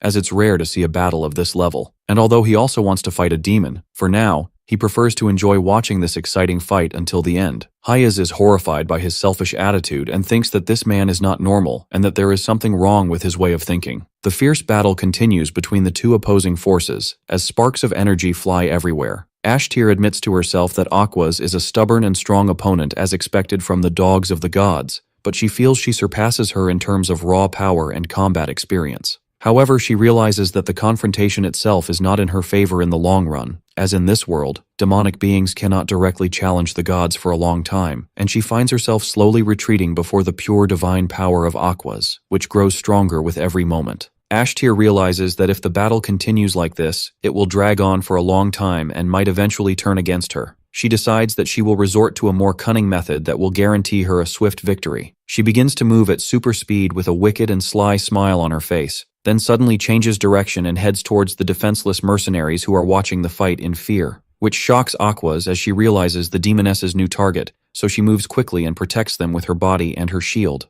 Ashtir continues to unleash an attack of dark energy to pressure Aquas's shield and weaken it, while extreme terror appears on the faces of the frightened mercenaries for what might happen to them if the shield breaks. Aquas becomes furious at this treacherous and cowardly attack and calls Ashtir a filthy thing that has no honor. Ashtir laughs with sarcasm and contempt, asking if Aquas really expected a demon like her to fight with the fairness and honor of knights. At the peak of her anger, Aquas begins to recite a verse from her most sacred scriptures, a verse she only uses in extreme situations, announcing the birth of the glittering golden essence that represents the highest degree of holy power. A powerful and radiant golden aura explodes around her, and with it, she creates a holy sanctuary of light in the shape of a dome, then orders everyone to enter it quickly. The surviving mercenaries rush inside the protective barrier, thanking Aquas for saving their lives from certain death. Ashtir laughs wickedly, questioning if it's right to consume such precious and rare holy scriptures to protect some weak humans. Aquas angrily orders her to be silent, and the demoness smiles, commenting that this is the response befitting an angry holy warrior. The two rush towards each other in preparation for the continuation of the decisive confrontation, and Aquas manages to block the fierce attack launched by Ashtir, but she is surprised when she sees her skillfully dodge and jump into the air above her in an acrobatic move. Suddenly, she closes the distance between them and approaches, whispering in her ear that death is just death, and no one will acknowledge Aquas's noble sacrifice for these scums. She warns her that if she continues like this, she will fall and disgrace the name of her god whom she serves. Then, with extreme cunning, she offers her a simple and tempting choice: to remove the holy power protecting the mercenaries so she can use her full strength to protect herself. And if she manages to defeat her after that, her honor and the power of her god will be exalted in the heavens. Ashtir asks with biting sarcasm if Aquas will really die for a handful of mortal humans. Aquas realizes these are just cheap psychological tricks and describes her words as pointless and that they will not affect her. When Ashtir sees that her provocation has failed, she smiles viciously and tells her to die a martyr then, since she has chosen it. She then unleashes a concentrated and devastating attack of dark energy, raising her power to its absolute maximum. While Aquas struggles with all her might to block this overwhelming attack with her holy light, which has begun to gradually fade, suddenly, in the blink of an eye, Ashtir appears before her with astonishing speed as if she were a ghost, and unleashes a violent explosion of dark energy from close range, which throws Aquas backward after she barely managed to dodge it at the last moment. Although she manages to quickly regain her balance, shock and fear are clearly visible on her face. Ashtir continues her attack at great speed without giving her any chance to catch her breath, launching rings of purple energy that surround Aquas from all sides and completely trap her like snakes. Aquas finds herself surrounded by pitch-black darkness, unable to see anything, while the demoness attacks her from above like a hawk swooping down on its prey. Ashtir declares that she is tired of hearing the holy scriptures of the gods and launches a devastating attack with all her might. Under the weight of the violent attack, Aquas coughs up blood and is thrown to the ground with extreme force. At the last moment, she grabs her shield and blocks a fatal stab that was about to pierce her heart. Nevertheless, Ashtir continues to attack her brutally while she is helpless and on the ground. The demoness gathers a massive amount of dark energy in her hand in the form of a black sphere, and crushes Aquas with it after launching it directly at her, creating a violent explosion that shatters the golden barrier that was protecting the mercenaries. One of the mercenaries screams in despair, realizing they will all die now that their protection is gone. Ashtir smiles viciously, announcing that she will eat them for dessert after her main course. But she decides to start with Aquas first, and wonders about the taste of the noble dog of the gods as she opens her mouth full of sharp and terrifying fangs. At the moment Ashtir was about to pounce, Katal's hand suddenly appears and stops her jaw with force before it can close on Aquas, and he calmly and coldly orders her to stop, declaring that this is enough playing around. Both Aquas and Ashtir are completely stunned by his sudden and unexpected appearance. The demoness wonders to herself when he got here and how, as she did not feel his presence at all, as if he had appeared out of nowhere. Without uttering another word, Katal delivers a powerful and direct punch to Ashtir's face, sending her flying across the village in a violent shockwave that destroyed several buildings in its path. He then calmly turns to Aquas, who is still in a state of shock on the ground, and asks her if she is okay. Aquas looks at him in amazement, and remembers at that moment that this is the mysterious man who defeated Swordmaster Cain with complete ease. From a distance, Ashtir rises from the rubble, her eyes burning with anger and fire, and screams at Katal, calling him an arrogant barbarian, and asks how he dares to interrupt her delicious meal. Katal simply replies as he dusts off his clothes, declaring that Aquas is his friend,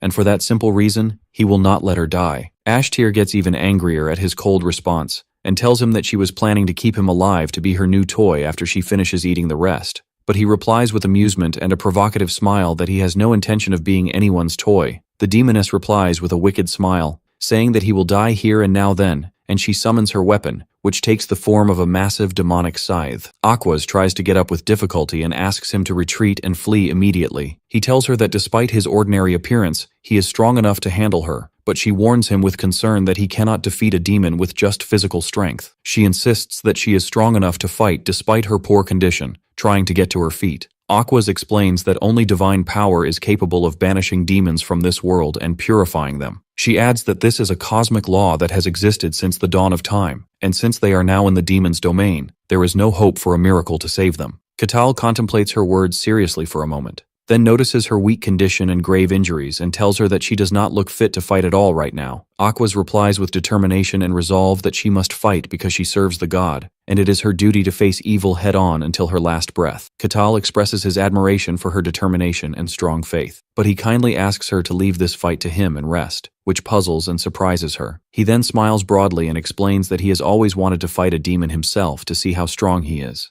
Ashtir tells him that he doesn't really understand and mocks him, saying that he can't even touch her with his pathetic human strength. Katal challenges her to test the truth of her words. The demoness licks her claws with relish, expressing her desire to see his beautiful eyes twist in pain as she tears him to pieces. She then launches her first attack with all her speed and power, creating a massive vortex of dark energy around her. She then launches from the vortex at lightning speed to attack Katal, which shocks Aquas and makes her fear for his fate. But with complete composure and calm, Katal delivers a powerful and direct punch to her face in the middle of her attack, sending her flying into the air after her head was completely crushed by the force of the blow, leaving Aquas in a state of utter shock and disbelief at what her eyes had seen. Aquas stood frozen in place, her eyes wide in absolute shock, hardly believing the scene she had just witnessed. With his bare fist alone, Katal had shattered the head of a powerful demoness as if it were a rotten fruit, and she began to wonder to herself, in a faint voice filled with terror, whether such a supernatural act was even possible for a human. Meanwhile, from the heart of the horrifying scene, Ashtir's form began to regenerate and reform from a violent vortex of pure dark energy. Katal noted this with a cold smile, remarking that her head grows back even after being completely crushed. The demoness looked at him with eyes glowing with hatred and astonishment, and asked him in a hoarse voice about his true identity, as it was impossible for him to be a mere human. He calmly and simply replied that he was just an ordinary barbarian, a response Ashtir rejected with absolute anger and disdain, considering it an insult to her intelligence. She was overcome with intense confusion. Her demonic senses were completely unable to detect any trace of what is called mysticism emanating from Katal's being, and she concluded with certainty that he was not using aura or any form of magic to enhance his power. Based on this astonishing conclusion, she decided she would have to test and confirm the truth of this incomprehensible physical strength for herself. A wicked smile appeared on her lips as she pounced on Katal with lightning speed, letting out a commanding scream for him to die now, adding with arrogance that his weak human form made fighting him somewhat embarrassing, but there was no choice but to end this absurdity. However, in a breathtaking moment, her smile froze and turned to utter shock when Katal caught her advancing wrist with indescribable ease, as if stopping an angry child.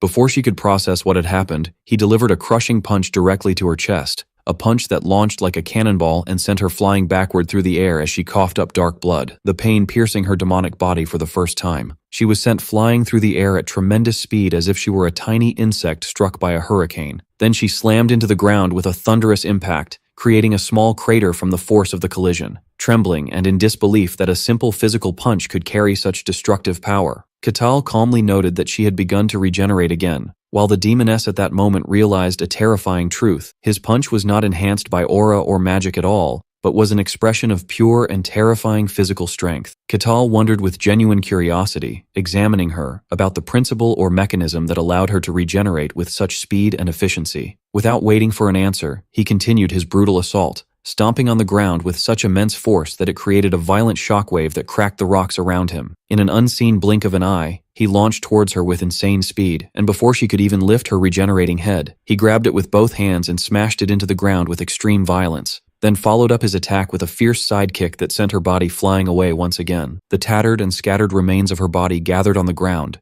and dark energy flowed to rebuild and regenerate it once more, piece by piece. While Katal watched the scene with a slight smile and eyes gleaming with interest, he noted that every time her head was destroyed, it reappeared entirely from nothing, and concluded that this was an ability befitting a demon, then wondered aloud if the head was her nucleus or life source. Ashtir found the entire situation absurd and humiliating, and wondered with suppressed anger as she got to her feet if he really thought he could face and overcome her with brute force alone. She then added with biting sarcasm, questioning if this meant she didn't even need to resist his primitive strength at all. As Katal looked at her in confusion, not understanding her intent, the demoness warned him in a tone that suddenly changed and dripped with danger, telling him to listen well, and she once again declared her identity with pride. "I am Ashtir, the demoness of gravity," and challenged him to continue facing her with only his brute force to see his fate. Katal replied with perfect calm, and with simple words that completely shattered her pride, saying that she really didn't seem that impressive to him. These words were a fatal blow to her demonic pride, and she erupted in a massive scream of rage that shook the atmosphere as she prepared to unleash her true attack. Ashtir charged towards Katal in a rush filled with anger and humiliation, her eyes shooting sparks.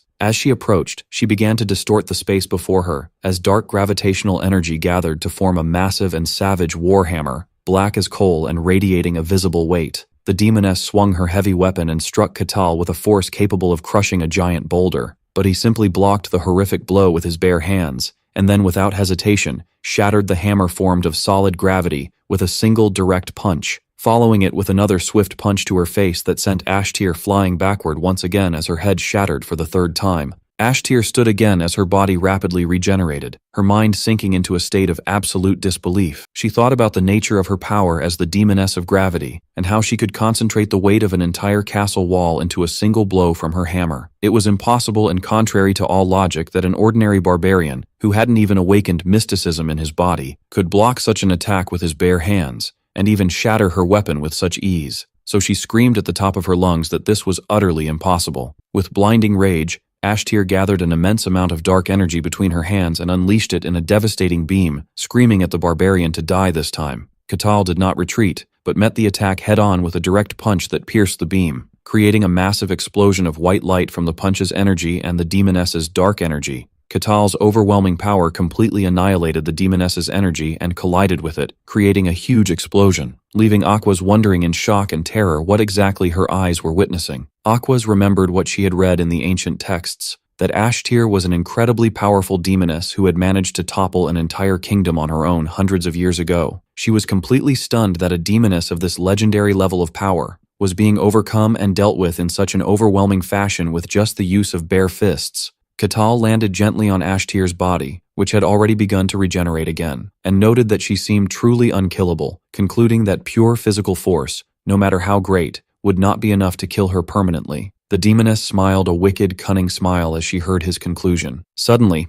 Ashtir felt an immense and crushing pressure she had never felt before in her long life, a pressure emanating from Katal as he stood over her. She asked him again in a trembling voice, begging to know his true identity, but he calmly repeated his claim that he was just an ordinary barbarian. Ashtir refused to believe this ridiculous lie, but at the same time she found this situation, this terror she was feeling, strangely satisfying and exciting. She told him there was one last thing she wanted to test, and then her entire body transformed into liquid dark energy to escape from under his foot. Katal watched the situation with interest while Aquaz felt anxiety rising in her heart. In the sky, that energy gathered to form a great black sphere of dark energy, which began to shatter the surrounding rocks and pull them towards it with immense gravitational force.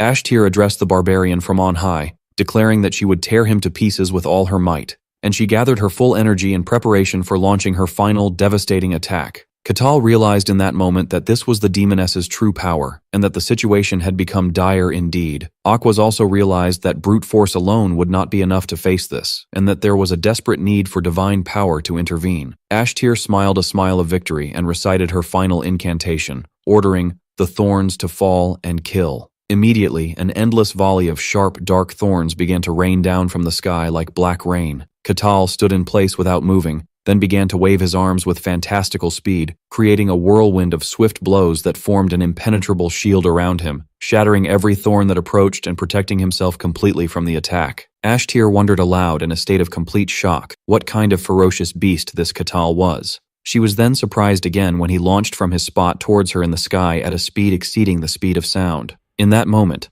Aquaz seized the opportunity and intervened, reciting in a loud, confident voice another verse from her holy scriptures, declaring that the glorious light had come to devour all that is evil. She focused all her remaining divine power in her prayer, causing a pure and luminous celestial energy to manifest, which formed in the air into a magnificent golden axe, pulsing with holy light, and descended directly into the hand of Katal, who looked at it in awe for a moment, wondering if it was a direct gift from the god. Aquaz screamed towards him, panting from exhaustion, that she had gathered all her remaining divinity for him and ordered him to finish the demoness now and without hesitation. Katal gripped his new axe, charged with divine power, feeling a strange resonance with it, and then told the demoness that the fun time was over. He delivered a crushing vertical blow, and the axe's holy energy easily pierced her demonic body. In that moment, Ashtir knew with absolute certainty that she had been defeated. The divine light began to consume her body from the inside and out as she screamed in real and painful agony. And then she fell to the ground like a lifeless corpse, completely defeated. Katal approached her calmly and commented that the fight had been somewhat amusing. Ashtir declared with her last dying breaths in a faint voice that it was a shame to be reverse summoned to hell in such a humiliating way, but it wasn't a complete loss, as she had confirmed for herself the existence of a being like Katal in this world. She asked him for his last name, and he simply replied, Katal. The moment Aquaz heard this name, she screamed in utter fear and terror. Ashtir burst into a crazed and broken laugh, and with the last of her strength, she opened an ethereal communication channel that shook the foundations of reality and broadcast a thunderous message to all the inhabitants of hell in their abyssal dimensions. ordering them to carve the name Catal the Barbarian into the core of their collective memory so they would never forget it. Aquas let out a desperate cry, while the demoness ordered her followers to devour her memories after her death and learn everything about this being called Catal. Ashtir laughed her final laugh, declaring that this barbarian now belonged to all of them, as strange and invisible beings began to forcibly enter his consciousness. Catal stood in confusion for a moment, wondering what exactly was happening. In the inner space of his consciousness, the majestic demonic entities appeared as giant cosmic worms before his manifested inner consciousness. With utter simplicity, his consciousness crushed them with ease as if they were nothing. In reality, Catal looked at his physical body and then dismissed the whole affair with a blank and indifferent expression. He asked the dying demoness what she had done, noting that he felt something strange enter his body for a moment.